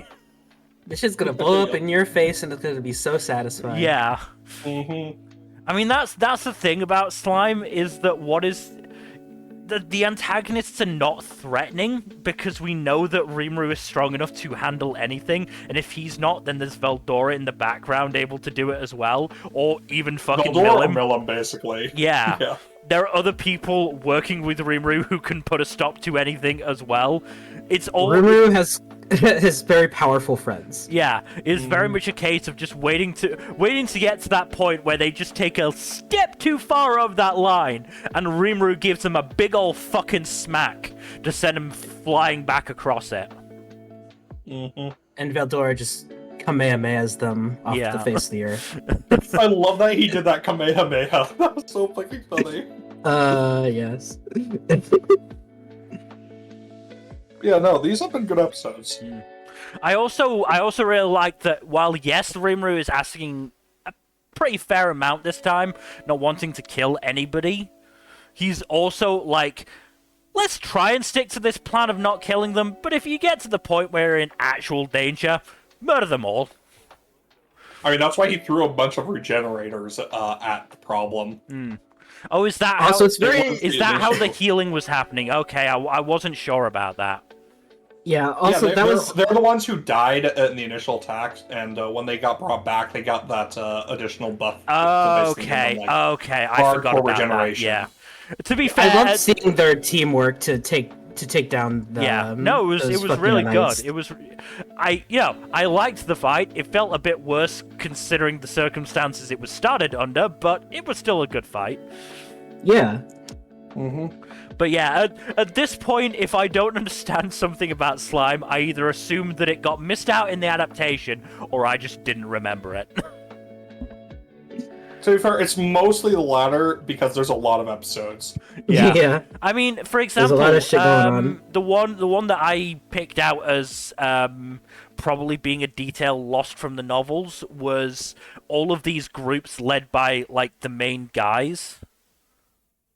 Like, I Yeah, don't. those were from the novels. Yeah, I do like- appreciate that they actually get brought up before any actual combat starts, though. Yeah, no, and like again, I'm not blaming them for missing it out. It is definitely a detail that you could miss out until they actually become relevant.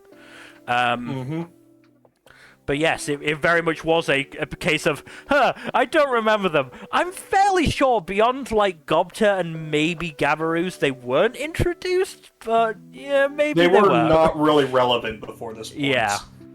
Also, it doesn't shock me that Shion's is the weakest. To be fair, they have Wolverine powers. Being hard to kill is a power in its own right. Yeah. And they will get stronger with time. I just like taking shots, okay? I thought you didn't like alcohol. One moment. Where is it? There.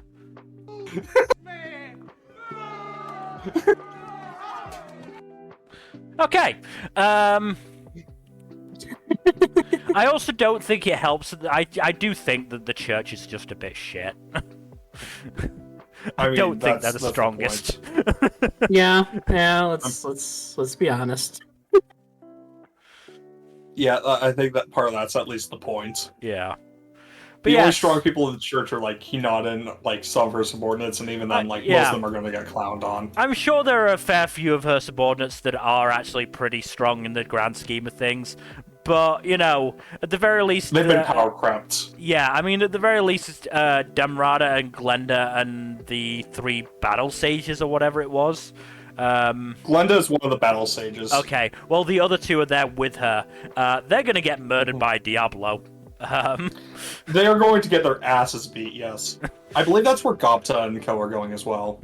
Yeah, no, that's not going to end well for them. No. But yeah, no, we are getting into the action of Slime now, thankfully. But we did get blue-balled on the Hinata and Rimuru fight again. Were you expecting anything less? Just when it's getting good. I mean, I'm also... As it turns out, it was a meeting all along. Yeah. I'm also sort of, like, torn whether I do actually want Rimuru and Hinata to fight. Because on the one hand, like... It would be a shame for that fight to happen under such dumb circumstances. On the other, if it doesn't happen, that'll mean I've been blue-balled on that fight by a Slime OP at least twice. Oh yeah, the fight that was in the Season 1 OP was Hinata and Rimuru. Yeah. which was in Season 2, as it turns Yeah, out. start of Season Yeah. 2. I can't remember exactly if they did fight in the second OP of Season 1. I think they may have actually. I don't remember. Then if they did, it would be 3 times. but I honestly can't remember. I know they obviously did fight in the first OP of Season 2, but then they did actually fight in the season, so it's not a blue ball. Mm-hmm. But yes, yeah, no, I'm still enjoying Slime. Yep. Still definitely enjoying Slime. Moving on to another show that I am definitely enjoying. We move on to Tonari no Youkai-san. Poor Jiro. This show gets fucking dark sometimes. Mm-hmm. Also, yeah, there's the whole thing about lifespans and stuff. I mean, the lifespan stuff, fucking Kazuhiko's wife, like, withering like a fucking plant, her skin ceasing to function. Yeah, that was horrifying. On the plus side, though, Kazuhiko is apparently bi. Bi-icon, nice. buddy! Living with his car, bi-icon. I mean, also, we have a bit with him breaking up with another guy. Yeah, no, that's what I was meaning. Like, I stopped before it was clarified to write he's bi, and was like, God, I hope they don't, like, pull the rug out from under me here. And then they didn't, and I was like, yes! Yeah. But yeah. Yeah. The past couple of episodes have been really good. No, Buccio continues to be the goodest of boys. Yeah, no, he's adorable. And Yuri's stuff was interesting. I do like that she didn't forgive her dad because her dad is, you know, an ass. But I also kind of...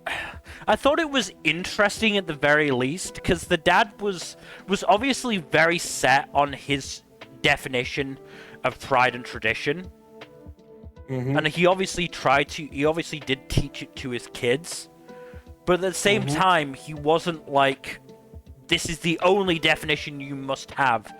Like, you know... Yuri was clearly questioning it. Tsubaki was clearly questioning it. And he was like, you know, well, if you decide what it is, then I'm not going to stop you from doing that.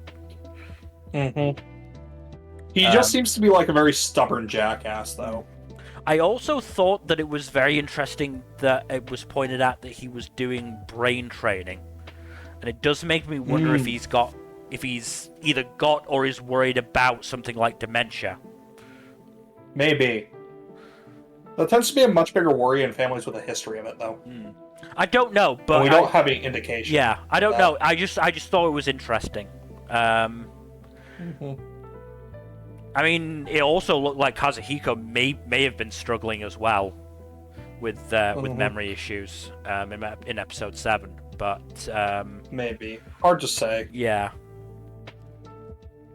The other stuff in episode 7 that was really hard, though, was just like, you get the implication that Jiro has a very long relationship with Mutsumi's family. And, it does seem like he was in love with Mutsumi's great-grandma, and he has not entirely recovered from her death. Yeah. It's from the sounds of it was probably like a rock slide or something. Very possibly, yeah.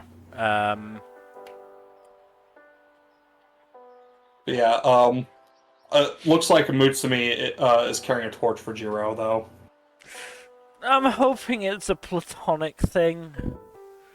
Well, there's nothing wrong with her having a crush on him as long as nothing comes of it. I guess. Look, I've been burned by anime too many times before. No, I get that. I'd like to think it's completely normal for kids to have crushes on older people. Yeah. Look, I'd have just preferred it to be a more, you know, maybe Mutsumi's like putting her dad issues onto Jiro. That might be a thing as well. Hard to say. The other really interesting thing that I found out today, in fact, the manga is only 4 volumes long. Oh shit! So this might be a full adaptation. Yeah, then. this might actually end up being a full adaptation. That is interesting. It doesn't say much about it on Mal, but it's not very Oh wow! Holy shit! So yeah, it's a pretty basically obscure manga by Mal standards. I mean, basically, looking at Wikipedia, it was first serialized on Twitter. Huh. And then got put on a website. But even then, the volumes came out basically once a year, if that. Huh.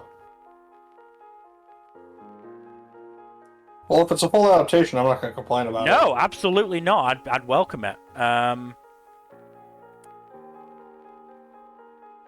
Absolutely welcome it, because it's been a really, really enjoyable show.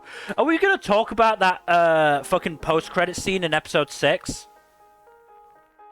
Oh, the one with the ghost? What the fuck happened there? Why did the spirit go in the Tanuki? Does Yusuke, the fucking human anatomy model that is sentient, did he have something to do with it? I don't think we'll ever get answers on that. I think that was where did the fucking buzzcut kid go? I'm pretty sure the buzzcut kid was the Tanuki ghost. I don't know. It was so fucking creepy that they were just like, what buzzcut kid? It was just us. Oh no. Like, what the fuck? Oh no. What the actual fuck show? Yup. Yup. I also thought it was... Well, on the plus side, Buchio is not going to lose his best boy status anytime soon. No. I also thought it was really, really nice that Jiro was like, oh, I want to keep the current barrier with the ribbon, because, you know, Mutsumi, you tied it, and everyone else helped, and it's all sentimental. And Mutsumi's just like, fuck that sentimental shit, protect yourself, you idiot! Mm-hmm. Yep.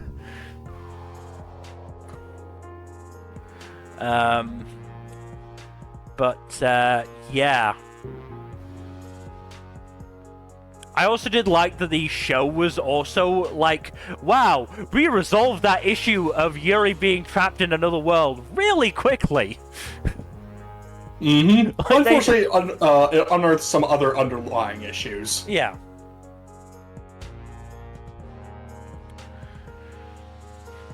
But yeah, no, this has been a very enjoyable show still. Very enjoyable. Yep. It's been very good vibes. But we should probably move on to Tonbo. So, interesting couple of episodes, because episode 5 ended with Igaiga back on the ferry to the mainland, and Tonbo did not take it well. Turns out Igaiga was actually looking for basically a golfer Tonbo's age to bring over to the island to try and instill a sense of competition in Tonbo. He failed. Most of them weren't actually up to Tombo's standard. But luckily, the nurse on the island had gone with Igaiga, and she actually had a niece who was a junior golf champion. So they managed to bring her in. Her name is Sabura. And she is just as weird and eccentric as Tonbo, so they get on very well personally, but she is also a completely different type of golfer to Tonbo, which creates a very interesting contrast, because, you know, you can see Igaiga realize what Sabura is doing, and, you know, obviously explain it in his head and be like, wow, that's really, really good what she's doing, sort of thing. And then, meanwhile, Tonbo will do some insane thing. Sabura will try and get Tonbo to explain, and Tonbo won't be able to because she's an instinctive golfer, and instinctive types are the worst teachers. But there was definitely some movement there in terms of the competitiveness, because, again, Sabura was saying the exact same things Igaiga was about, you know, real golf not having, you know, just being able to go, I'll just do this again if I get it wrong. It's fine.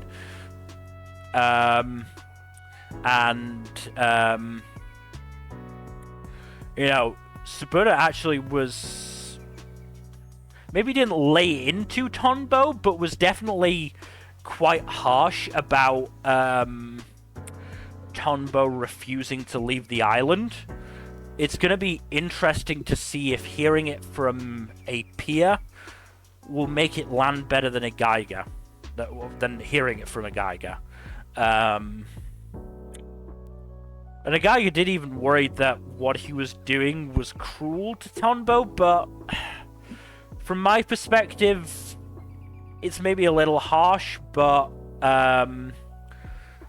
I feel like it's more making sure Tonbo has an informed choice instead of just ignoring other options out of stubbornness. But it's definitely going to be interesting to see what happens. Episode 7 did end with a big storm hitting the island, so we'll see what happens there. Uh-oh. Retro. I don't think there's going to be any actual danger to any of the characters. But at the very least, it seems to have stopped Sabura from being able to go home just yet. So we'll see on that. It may be a case of maybe it has an effect on the golf course, and Tonbo can't play, for example. I'm not sure. But yes, it's very, very funny to... It's also still very funny to see a Geiger just losing his shit over these two girls golfing.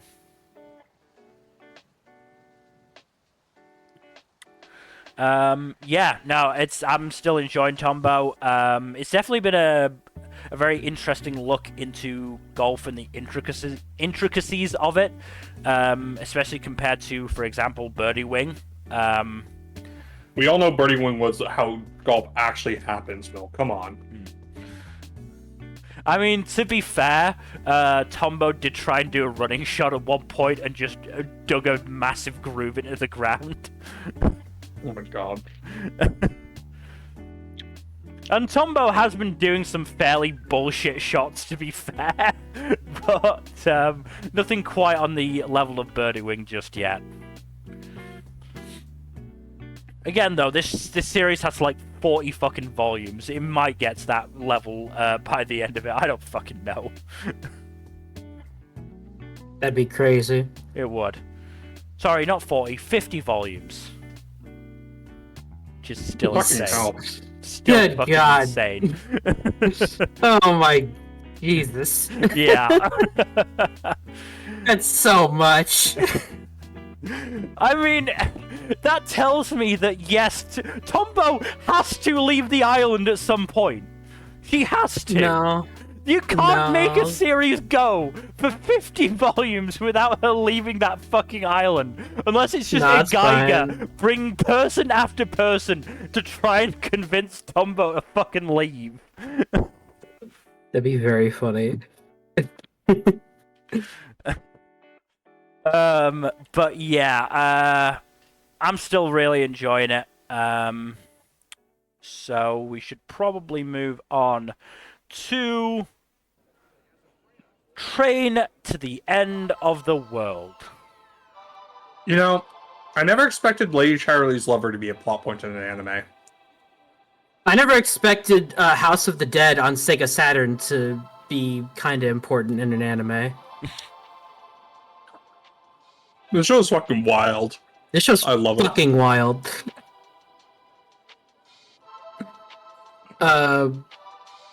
Yeah, goofy zombie shenanigans. Mm-hmm. It's good that we had this two-parter neatly divided into our stuff. Yeah. For this segment. Would have been real awkward otherwise. But yeah, the zombie stuff was very fun. I do think it's a very unconventional approach to have the zombies' weaknesses be that, in particular. Yeah. But at the same time, it was very funny seeing the zombies just get their heads just pop off. Yeah, I was worried about how they handled using that weakness, but no, it was pretty funny. It was handled pretty well. Mm-hmm. Yeah, we got character development for Shizuru as well, which was good. Yeah, we find out her beef with Yoka, which was, turns out Shizuru was just being a bad friend, to be honest. Yeah, it was a really shitty thing to say. Yeah, she was not supportive of Yoka at all. Hmm. And it was probably from a place of wanting to help her come to terms with the difficulties of reality, but it was still just a shit thing to do. Yeah, her heart was probably in the right place, but she did not. Yeah, that was not cool. She was just shitting over her friend's dreams, and that's just not cool. Yeah, that's not very anime of you. Mm-hmm. But yeah, on the other hand, though, Yoka just dropping everything and running away to Tokyo, just like without even a word, is pretty shit as well. Yeah, and also accidentally fucking up the planet, but that wasn't really her fault. That wasn't her fault. That was the Tech Corpo's fault. Yeah, that was the Tech Bros. Yep. But yeah, Shizuru is not blameless in this, but no, there is Yoka. Not at all. I do think Shizuru does bear a bit more fault, though, just because it was her that wound up pushing Yoka away. Yeah. I like how Zenjiro was helpful for once. Yeah, no, it was great. Teaching them that song. Yes. I do like we've been getting development for each of the ensemble casts so far. Even, like, everyone's gotten a little bit of the spotlight now, which is good. Yeah. Even the goodest of dogs. Yes. The good doggo. Good doggo. Yeah, Nadeshiko got some developments, especially here, which is, before the Gulliver's Travel two-parter, she was the least developed, or after that point. Yeah. Also, it was very funny that the so-called zombie queen was actually not a zombie. No, because sure. I mean, it makes sense, because otherwise it wouldn't be very consistent with the rest of the zombies. Yeah, exactly. What a boring existence, just being the only, like, actual normal person surrounded, just commanding zombies. Then again, she has a Sega Saturn, so I guess she's fine. Yeah. A literal Sega she pulled out a TV and a Sega Saturn and said it just started playing it. Like, I can't get over that. That's just... The show is so nonsensical. No, yes, it is, and I love it. It's just, I didn't expect that. Also, her words towards the end of the episode were very ominous. Who's this queen in Ikebukuro? Why is it not Yoka? It's probably Yoka. Oh, yeah. The question is how and why and what the hell is going to happen when they get to Ikebukuro. Oh yeah, that's what we're building up to, and Ikebukuro is going to be a fucking mess. Mm-hmm. The question really is, how many episodes are you going to devote to Ikebukuro? Because they have 5 episodes left. Yeah, we're kind of blasting through this, so... To be fair, there's only 14 stops, and they've covered several of them through montage. Yeah. Which I think is a smart thing to do. Yeah. If they want to go into more detail with the various stops, they'd have to have a 2-core at least. Yeah. But yeah, this show's very fun, very weird, but in a good way. And I like some of the character drama there. Mm-hmm. Yeah, I know. Just want to see how Shizuru handles things with Yoka. Yeah, no, that'll be very interesting. I'm not sure where it will go. I'll be very curious. Yeah. But yes. But I think we can move on. Mm-hmm. Okay, moving on then to Tsukimichi Moonlit Fantasy Season 2. And now they're dealing with cleaning up a bunch of mutants who have been ravaging the city, as everyone else has been bunkering down. So Makoto and his crew have been doing a good job of doing the cleanup work.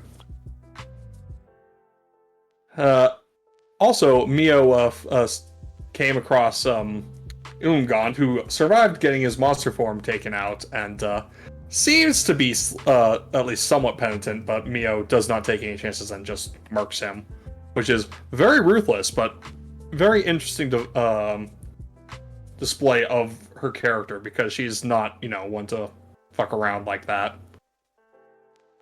Very, very interesting on that front. There's also just a lot of fun in the characters dealing with, interacting with the ordinary citizens, and the ordinary people are increasingly just like absolutely boggled by all the shit that Makoto and his crew are capable of, which is also very fun. But the action has been ramping up, and it's been some interesting stuff so far. So I'm looking forward to see how they wrap up the rest of the season. I believe it's 6 episodes. Nice. Wait a minute. I think that last episode will probably be after we are... Nope. There's enough. There is enough time. Excellent. But yeah. A lot of interesting stuff to come, hopefully. I am looking forward to seeing where the season goes. Unfortunately, I can't really say the same for the next show. Moving on then to, potentially for the last time, Unnamed Memory. Yeah, I dropped this one. So, like, I mentioned how it felt like the plotline was being rushed, and I wasn't really feeling the relationship between the two leads. That became a very big problem in the most recent episode, where Oscar gets really jealous and mad, and doesn't do a very good job at handling that very well, because he beats the shit out of the guy that Tanasha was talking to, and then when he calls her alone to talk privately, he slaps a magic ceiling bracelet on her, picks her up and carries her towards the bed. She freaks out, of course, as she understandably would, and then he apologizes and says he was just trying to scare her as a joke, and is like, dude, the fuck? And no real mention is made of this incident afterwards. So yeah, no, that was one of the big straws that broke the camel's back. The other one being just like a character who is introduced as potentially interesting in the previous episode, comes back in the 5th episode, winds up trying to gain access to the royal treasury for some reason, gets caught, gets thwarted, commits soul suicide, and then we find out, and the characters don't really particularly react to this at all. It's just baffling to me. So yeah, I feel like this is some of this is almost certainly an adaptational issue, but some of it's just like, I'm not feeling the vibe of these characters at this point. Like, they had decent chemistry in the first episode, the conversation was good and all that, but like, it's not enough. It hasn't been developed properly enough, and I'm really feeling that lack of development. So yeah, no. Dropping this one. Fair. Moving on then to Urusei Yatsura Season 2. 1.5 really good episodes. Which half are you not down with? I really don't like Nagisa and his stuff. I was okay with it. I just don't like the pushy love interest thing, especially when it's like, Ryunosuke just does not deserve to deal with that shit, especially with all the shit her father puts her through in the first place. Yeah, that's fair. The second half of the episode was fucking hilarious, though. Oh no, any plotline involving like just the classroom and the school is usually some of the best shit in this show. It's so funny. Them putting in so much fucking effort to stay completely dead silent, despite the classroom being turned into a fucking war zone, was great. Yes, it was really good. Shit like that is pretty consistently hilarious. And just just with the bell rings and just the classroom is in ruins and all the students are just Yeah. And then Just so good. and then we got an episode focusing on another relationship. This time Shinobu and Inaba. Yeah, which did a better job selling me on that relationship than the first time Inaba appeared. I'm still not in love with that pairing, but I do like it a lot more now. Yeah, and it's also probably the healthiest relationship in this show. Low fucking bar. Aside from the nurse and her husband, which we hardly see. Maybe a couple of the parents, maybe. Bloom's parents are definitely like a healthy relationship, I'd say. Yeah. But yeah, no, like most of the relationships are incredibly like toxic and or dysfunctional. Yeah. So it's kind of refreshing seeing one that's pretty wholesome. Mostly healthy, yeah. Yeah. And some pretty good comedy in the episode as well. I think it worked out pretty well. I do find it very funny that that Yatsura being a horn dog actually wound up helping them with the test a little bit. Yeah. Oh, I'm gonna save the hot lady. Congratulations, you passed. This is actually the true way to heaven. Yeah. That's another reason why, like, the classroom episodes, Yatsura's horn dog tendencies don't really show up in those episodes, which is nice. Yes. It does help a lot. Or they don't show up, or they are severely downplayed. So yeah, 1.5 pretty good episodes. Overall, this show is still pretty enjoyable. It's definitely an upswing from like the earlier episodes of this core, which were like on average quite weaker. Yeah, I'm inclined to agree. I will say that Murase does do a great job as Nagisa. Murase is a good voice actor, period. Yeah, pretty much. But yeah, overall good stuff for the most part. Curious to see the rest of the season. Yeah. Show's still pretty good. Alright, moving on then to Vampire Dormitory. The show continues to be dragged down by having to make all of the characters involved fucking morons for realizing that Mito is not realizing that Mito is a girl. To the point where episode 3 fucking Ruka, Mito, Takara, and Jury go on a glamping holiday, basically where they just rock up, somebody's already set up the tent and the fucking barbecue equipment and all that shit, and then they just leave. Ren also shows up because he's doing the fucking whole alpha male bullshit, which may also just be that he's emotionally and socially stunted and thinks this is what being a friend is. I'm honestly not sure. He's also a bit of a fucking idiot, because Mito goes into a fucking hot spring, is completely naked in the boys area, and then who comes fucking in? Ren. And Ren is around her for a good few minutes.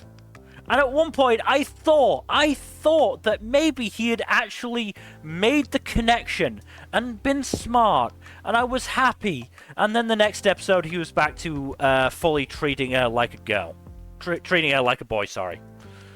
And I'm just like, and believing that she's a boy. And I'm just like, my god, no. Why? You fucking idiot. Ugh. I mean, I just...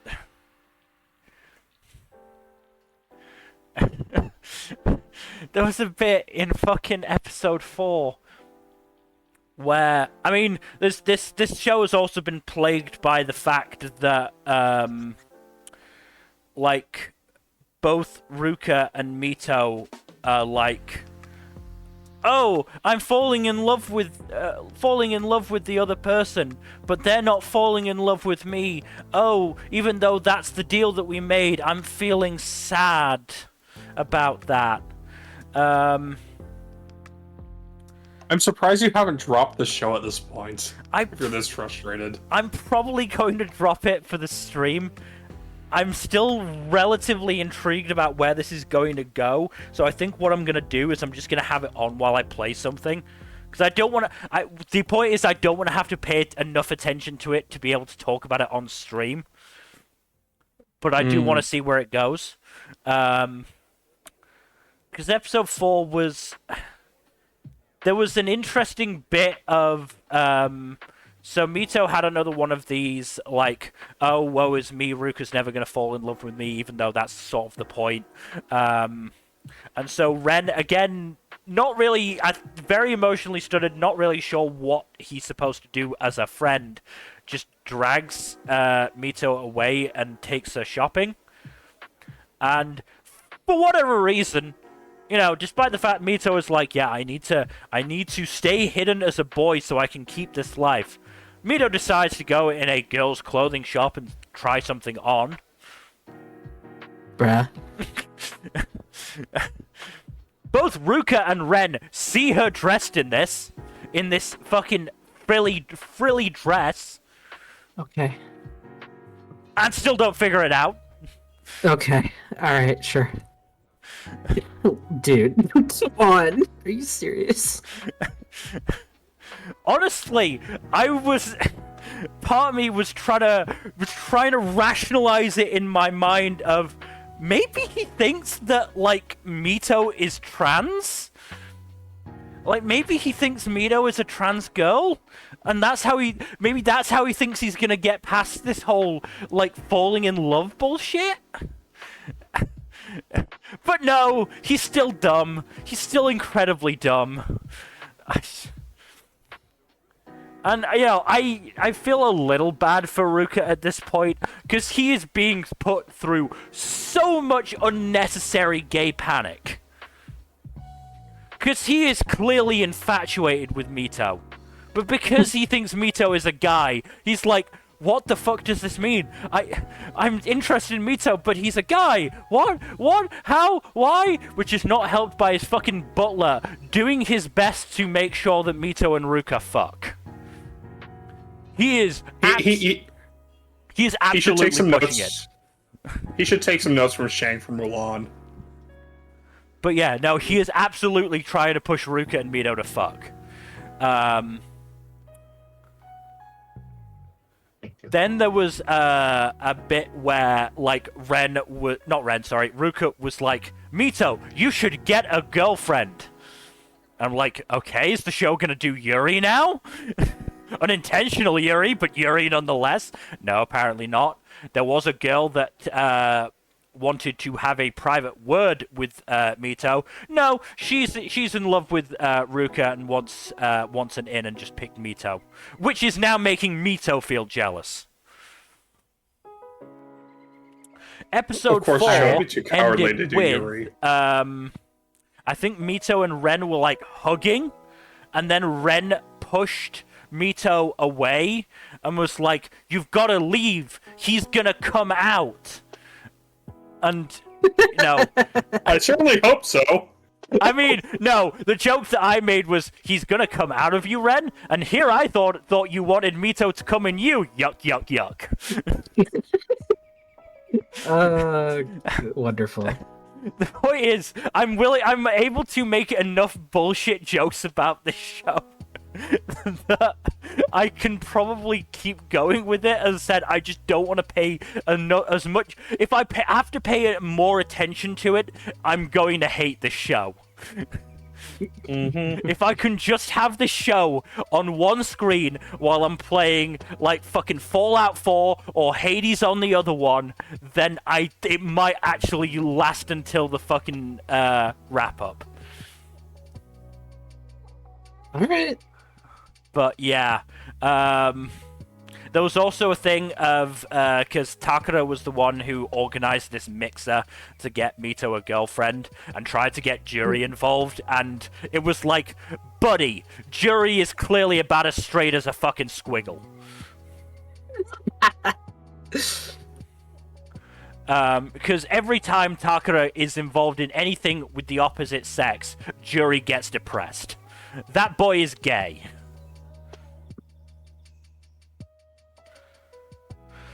Yeah, I should... yeah. Also, your description of glamping makes me hate whoever is involved with it, because I went camping a lot as a child/teenager. I know how difficult that can be. Like, glamping sounds like rich people fuckery. Oh, it 100% is. They attend an old boys' private school. They are rich bitches. Mm-hmm. Privileged fucks. Yeah, no, they are absolutely rich bitches. I'd also like to point out, I thought this series was, like, from the early 2000s. It started in, like, 2018. Oh, wow, that's a... it doesn't have an excuse, then! No, it doesn't! Oh, goodness. I don't know what the show is. I really don't. Look, if I could read the manga for this online somewhere, I would. I'd just do it like that. But there's only up to chapter 3, so I'm stuck. Because I'll tell you what, that's genuinely what I did for Oblivion Battery. I dropped that anime as hard as I could at episode 3 or 4. I started reading the manga. It's not terrible. It's not enough to make me pick the anime back up by any stretch, but it's not terrible. Also, it's worth noting that Vampire Dormitory has a 6.62 on Mal in terms of the manga, which is interestingly low. Yes. Not a For good manga. sign, usually. I mean, the anime is 6.18. It's not I doing know, well but- either. It's a I know, lot- but still, it's a lot for the harder manga for to be that low? Yeah. Yeah. Is, It's a lot yeah. easier for a manga to have a reasonably high score than an anime. Well, yeah, because Yeah. most people who read manga aren't gonna go and rate it on Mal. Only the people who actually like it or hate it will do it on Mal. Will rate it on Mal. So. Mm-hmm. But yeah, this show is dumb. This show is Ye- fucking dumb. That's what I gather. And like I said, if I could read the manga on, like, manga decks, I would. But I can't, so... I guess I'm just gonna have to watch it in the background while playing some stupid video game. Anyway, let's move on to a show that I'm actually enjoying more. Moving on to... The Way of Pon. Yes, that is a kaiju reference. Complete with Zawas. Let's go. I need to watch Kaiji at some point. I do love I. Kaiji so much. Yeah.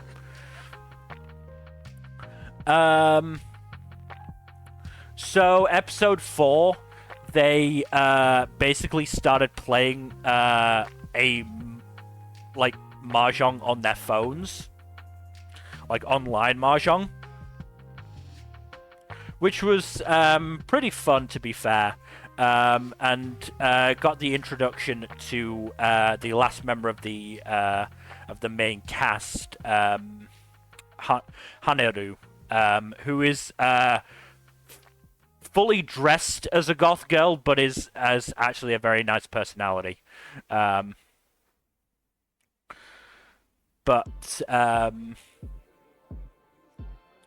Yeah. Also interesting is that the mascot in the game that they were playing was the main character in the other mahjong anime I've watched.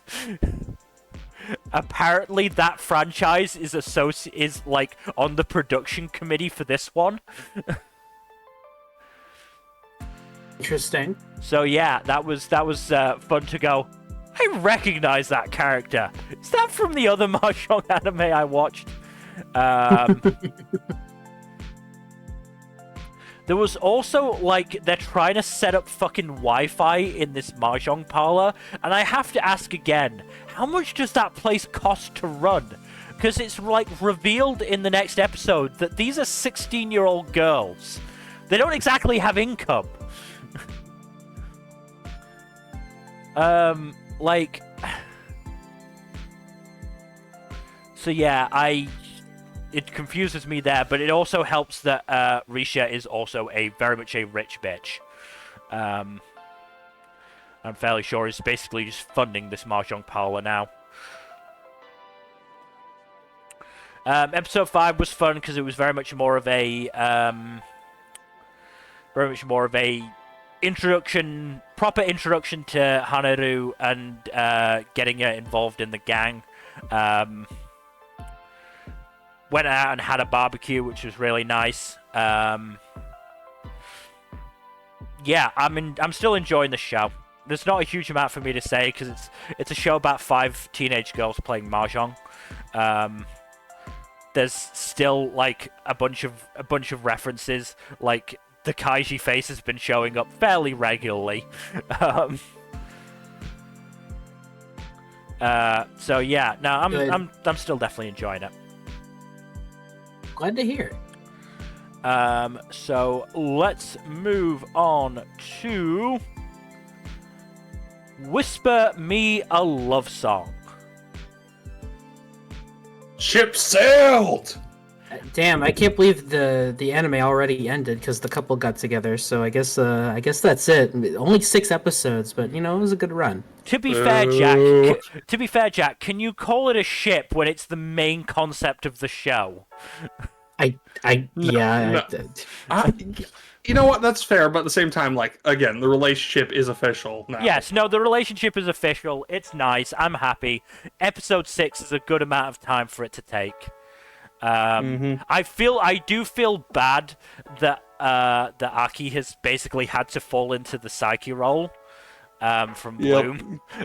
Best friend of the older romantic lead, in love with that romantic lead, but is not gonna get with that romantic lead. Unfortunate, but she is the Sayaka of Bloom into You. Yeah. Of Whisper Me a Love Song. Yeah. Sad. And Yori twists the knife by complete accident. Yeah. Yeah. But interestingly, there's a few added scenes that weren't in the manga, and also some that were tweaked a little bit for the anime, really? which is interesting. Yeah. Yeah. Not major changes, but just little ones that are interesting. Yeah. Like the part where Yoru says that she's her best friend. That was over the phone in the manga. Oh, okay. Instead of in person. Yeah. Yeah. It's minor tweaks that kind of just change the context ever so slightly. Yeah. Yeah. Yeah. I have to also say that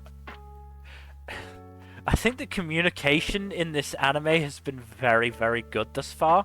Episode 5 in particular, because, like,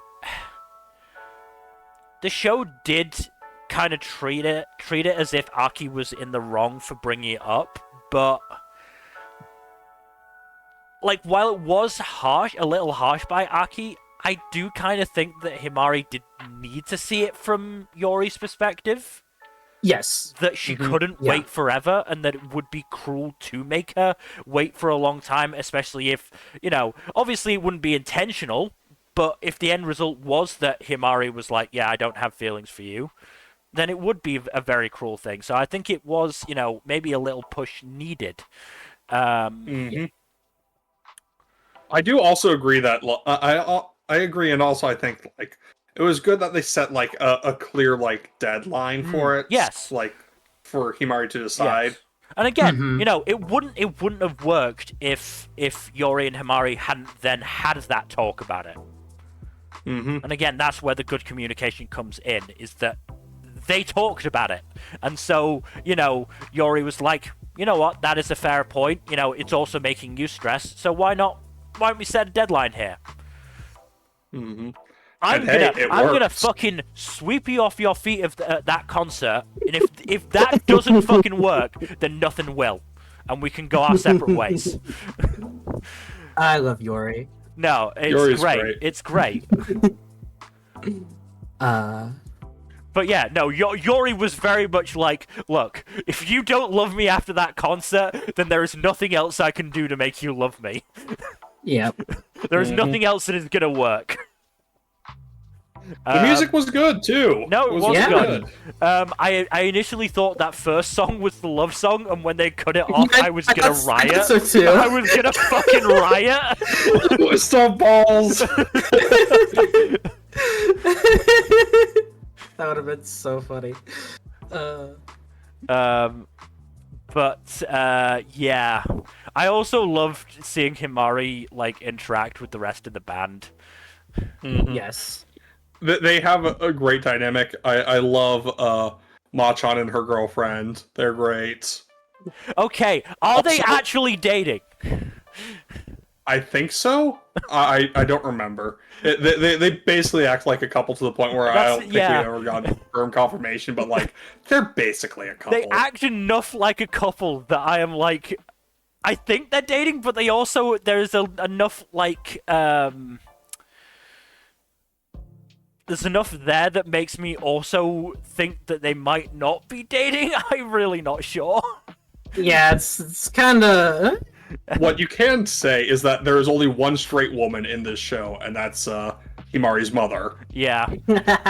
Yeah. I mean, Himari's mum also instantly sussed what was happening with Himari. Yes. Yep. And good on her. Yeah. She knows her daughter well. Also, we're getting some drama set up now, which is good. It'll be fun for sure. Everyone loves some drama. Yeah. Hey, we've got the romance plot already settled, so it's good to throw a little bit of a. Yeah, so the show's curveball already in the over. mix. The show's already over. I mean- The pair got together. Shut you, shush. It was only 6 episodes, but you know what? It was good. Yeah. I mean, hey, that final scene made me actually dislike Shiho, and before that I was like, she seems alright. No, she's kind of. Kind of an asshole. Asshole, yeah. Yeah. kind of an asshole a little bit. And seems to hate Yori for some reason. You'll find out why. I'm sure. I Eventually. mean, I would like to think I would. It would. Imagine we don't find out. And I'm not sure if the anime will get to that actually, Oh no! Oh no! because the anime should cover up through volume 6. because You we figure it just out We anyway. just wrapped up volume 3, so Yeah. But I mean, yeah. I feel like it would be a failing of the series if they never revealed that. It's been revealed in the manga. Yeah. Okay. Good. I just don't remember where exactly in the manga it was. So I don't know if the anime will cover it or not. It will be implied enough at the very least that you could figure it out, though. Yeah. reminds me of this is a bit off topic. This reminds me of the Flash show where it's never explained why the Reverse Flash hates Barry so much. He's just a hater for like no explained reason the entire show, and it's very It was funny. me, Barry. It was me all along. Yeah. I mean, to It's- be fair, that's also kind of Sukuna. Like, I'm not sure if he's Wait. actually given a concrete reason for why he genuinely despises Yuji so much. That's because Yuji is a good boy who disproves his philosophy. I guess. But he doesn't but, seem like, to understand that. everything he does at this point seems to be targeted to cause as much pain to Yuji as possible. He's the ultimate guess- hater. Sukuna really is just the Reverse Flash of JJK. Yes. I mean, I'm waiting. but yeah, I'm waiting for somebody to. I'm waiting for somebody to say. The person I hate is taking valuable oxygen and turning it into carbon dioxide. As an environmentalist, I should put a stop to that. Mm-hmm. Shiho does give off that kind of energy, doesn't she? A little bit. I- You'll see more yeah. of her going forward. Yeah. She is a much more prominent character at this point, starting from this point. Yeah. I also liked how once they were dating, Yori especially just had this realization of we're just doing the same things. Were we already dating? I mean, basically. Basically. Yeah. Basically. Sometimes it just doesn't change much beyond Yeah. like the official status of the relationship. I mean, there's little bits, and obviously, you know, it's too early to go into more physical intimacy than maybe hugs and cheek kisses, but you know, there's obviously some of that being added. But yes, for the most part, they are just doing the same things they did before. Yep. Pretty much. But you know what? I like that. That's amusing. Mm-hmm.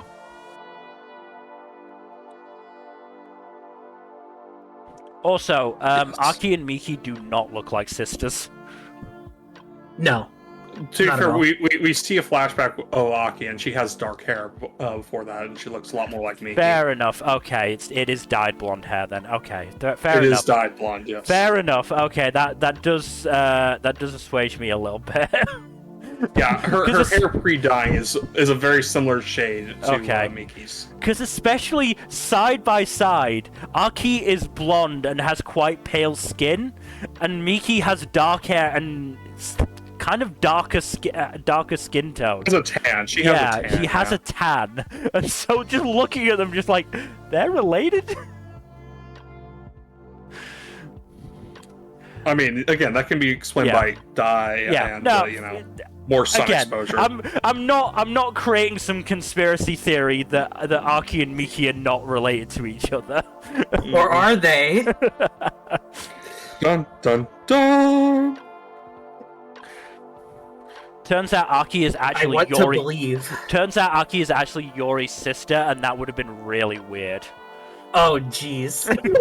Citrus this, man. Don't citrus this. No! No! I will also say it was very funny that Kaori just shut the door in Shio's face. That was very funny. That was really good. Yeah. That was so funny. I think that's just a timeless gag in general. No, whenever I see that's that in anything. That's so. It's such a good gag. It's always a great gag. The last thing I'm gonna say for Whisper Me a Love Song is I need a longer and full version of the love song. I bet that'll exist. I bet sure that'll it will. come out at some point. They'll probably be on the anime soundtrack. It probably will. I hope so. But yes, let us move on to our penultimate show, which is Windbreaker. I Tournament actually caught up to arc. this, so... You caught up to the sub or the dub? The sub. Oh, so now I'm the only one who's behind. Yeah. Yes. Let's talk about the stuff that you've watched before we talk about the stuff Nmbr and I watched. Actually, before we continue, just worth noting that SS Girls is on Spotify. Awesome. Though the new song isn't on there yet, though. Right, but, okay. Follow Your Arrows is, so... Also, SS Girls is a choice for a name. Yeah. Yep. Not saying anything, it's just a choice. But yes, Windbreaker. Fucking hell, Suo is a monster. Oh, yeah. It's such a great fight. Suo just demolishes the bastard, both physically and mentally. It's great. No, it is great.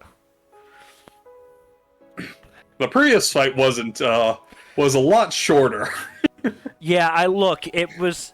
Whoever was up first, it was always going to be a fucking curb stomp in Bofrin's favor.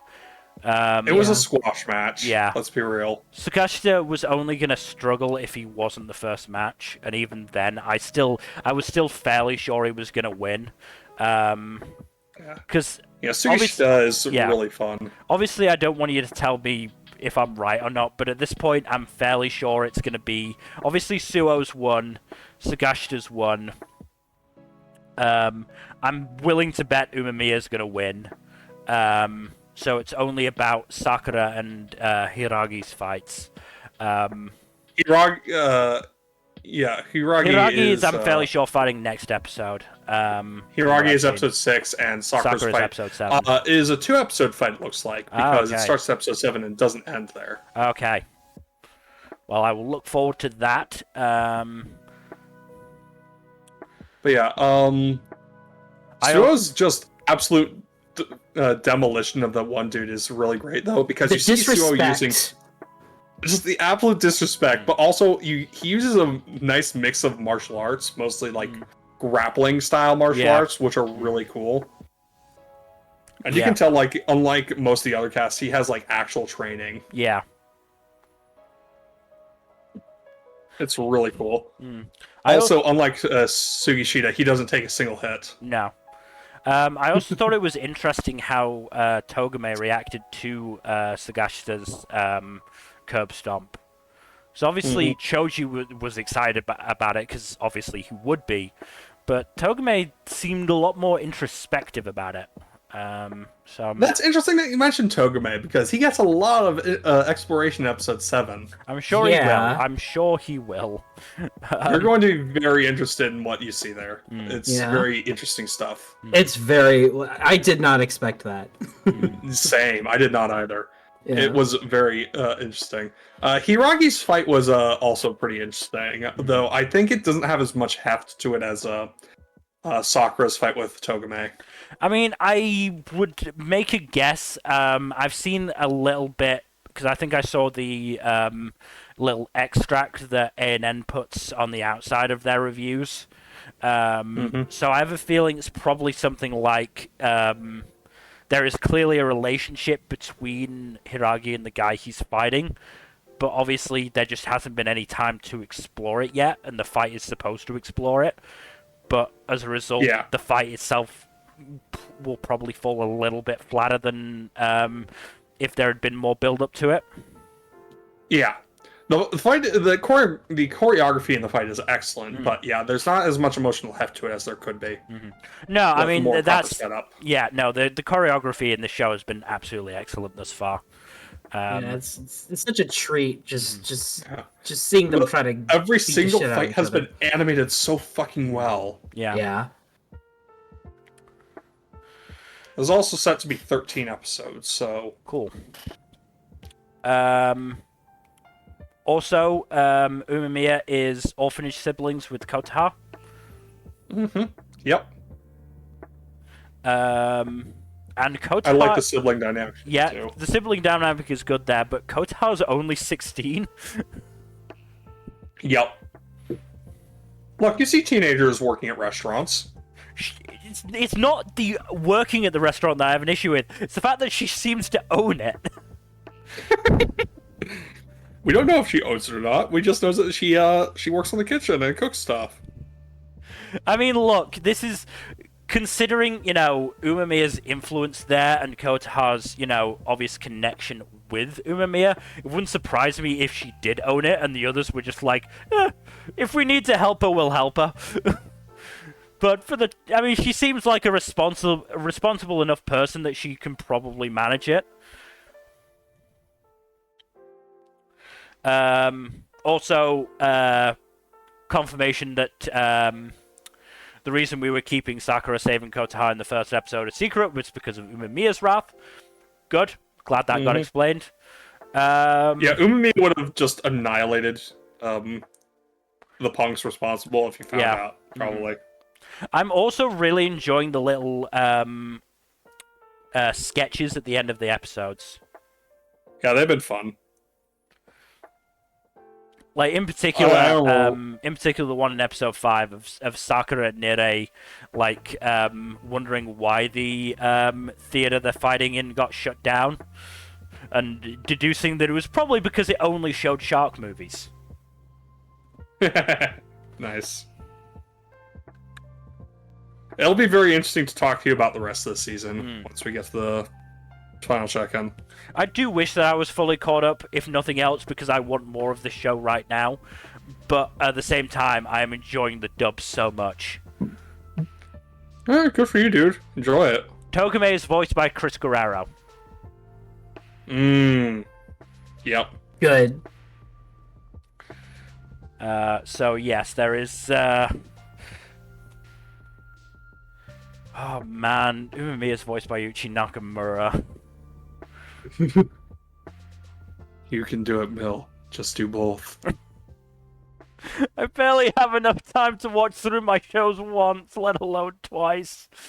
Yeah, but this is skill issue. Windbreaker. I know, at some point I probably will end up watching it, but for the time being, I'm too enamored by Austin Tyndall Sakura and Dallas Reed Asuo. In particular. They are good casting choices. No, those are very good casting choices. Dallas Reed is so good. Like, Dallas Reed is just fucking phenomenal. Like, they do not get the credit they deserve sometimes. Mm-hmm. But yeah, I'm trying to think. I don't think there's anything else for me to say. Other than that, I am looking forward to Umemiya and Shoji fighting. Oh, yeah, also the music in this show, goddamn. Yeah, music's been very good. No, it pops off. Music's been very good as well. The music they've been throwing into these fights is just, whoo, yeah, good stuff. Mm-hmm. No, the production all round has been very good for the show. Yeah. But yes, let us move on to the final show. We just get the name up because it's a long one and it's not what I think it is because Crunchyroll is dumb. It's Caw Birds. It is Yatagarasu. The Raven does not choose its master, even though it's fucking crows. Caw. Caw, motherfucker. So the political shenanigans are continuing. Because there is a growing faction, certainly in the comments, and I'm starting to maybe agree with them, that Asebi, who seemed to be the most innocent of the consort, concubine, whatever, candidates, is actually sketchy and feigning her naivety and innocence. Could be. There are some definite hints there. Have you actually watched this, Jack, or not? I have not. Okay. I just wanted to make sure.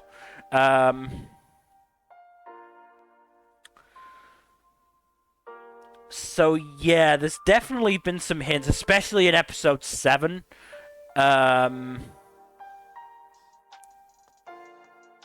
Because Asebi has been making some moves.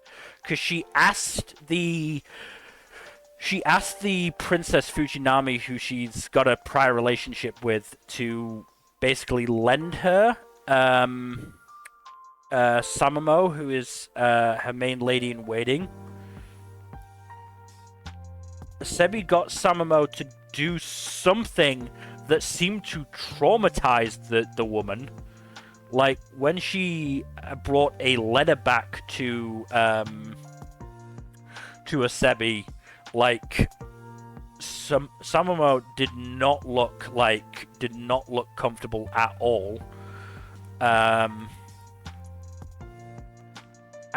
the episode ended with Samamo being murdered. So... Well, that's not good. No, it's not great. It's not great. And Asebi has now formed basically an alliance with Masaha no Sasaki, I believe the name is, something like that. I've had to create a fucking cheat sheet for names for the most part, and what their role actually is. But meanwhile, the candidate from the northern house, Shiratama, has basically blackmailed Hamayu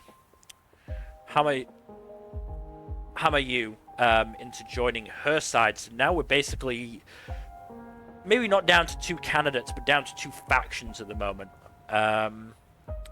And meanwhile, the prince is doing his best to stay as far away from all this bullshit as possible.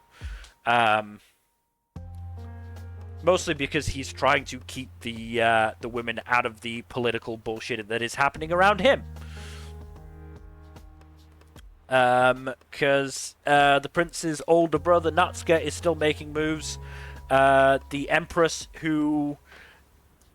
From what we've learned from a tale that was told basically raped the current ruler and made sure only she could be picked by getting pregnant. Jesus. Yeah, not Okay. great. Not great. She's not a good person.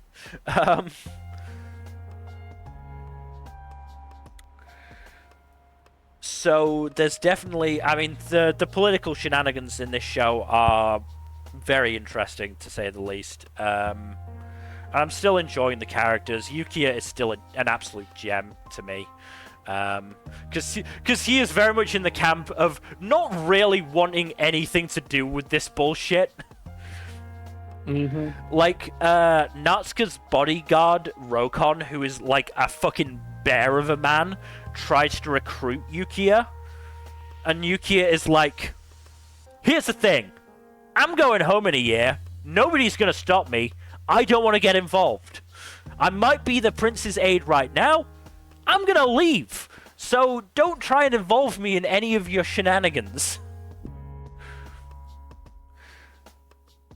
And, like, the scene that the screenshot was from was the prince and the bodyguard Sumio being like, yeah, we do have these secret allies. Do you want us to tell you who they are? And Yuki is like, you know what? No. Because knowing is going to mean I have to stay involved. And I don't want that to happen. So never tell me.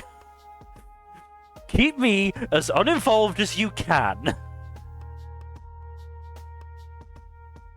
Yeah, no, I do quite like this show thus far. The tension, because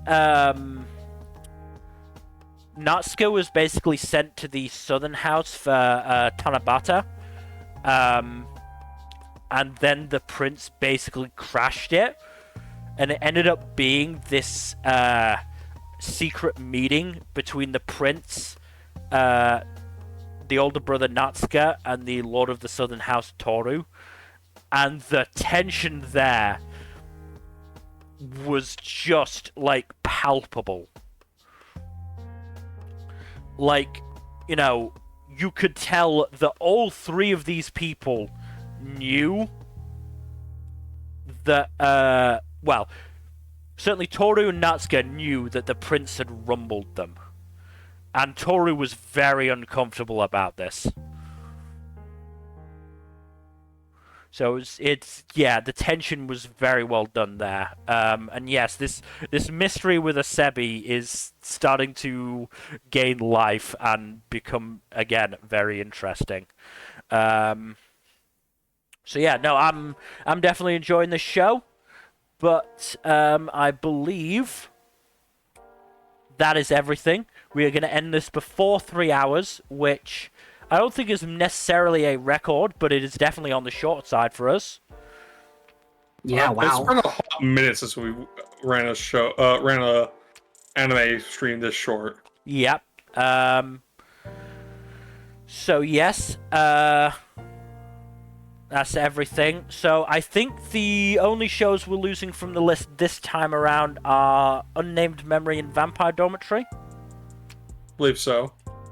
I don't think there's anything else that all of us are dropping. Though, at the wrap-up, we may also be discussing Misfit of Demon Academy Season 2 Part 2 and maybe Mushoku Tensei Season 2 Part 2. If I feel up to it, I'm not making any promises. I'll let you know beforehand. But, yeah, well, we'll see. I am going to watch it eventually. I just don't know if I'm going to watch it this season. No, fair. But yeah, I believe that is everything. So thank you, everybody, for watching. Hopefully you've enjoyed. In terms of future stuff, Tuesday, Thursday, Saturday, and Sunday, as always. Please do give us a follow here on Twitch and all that YouTube stuff. Like to subscribe if you've not already. Please leave a comment down below and press that bell icon to get notifications when we upload a new video. And otherwise, hopefully we will see you tomorrow for another stream, possibly D&D, who knows. Good night. Later. Bye-bye.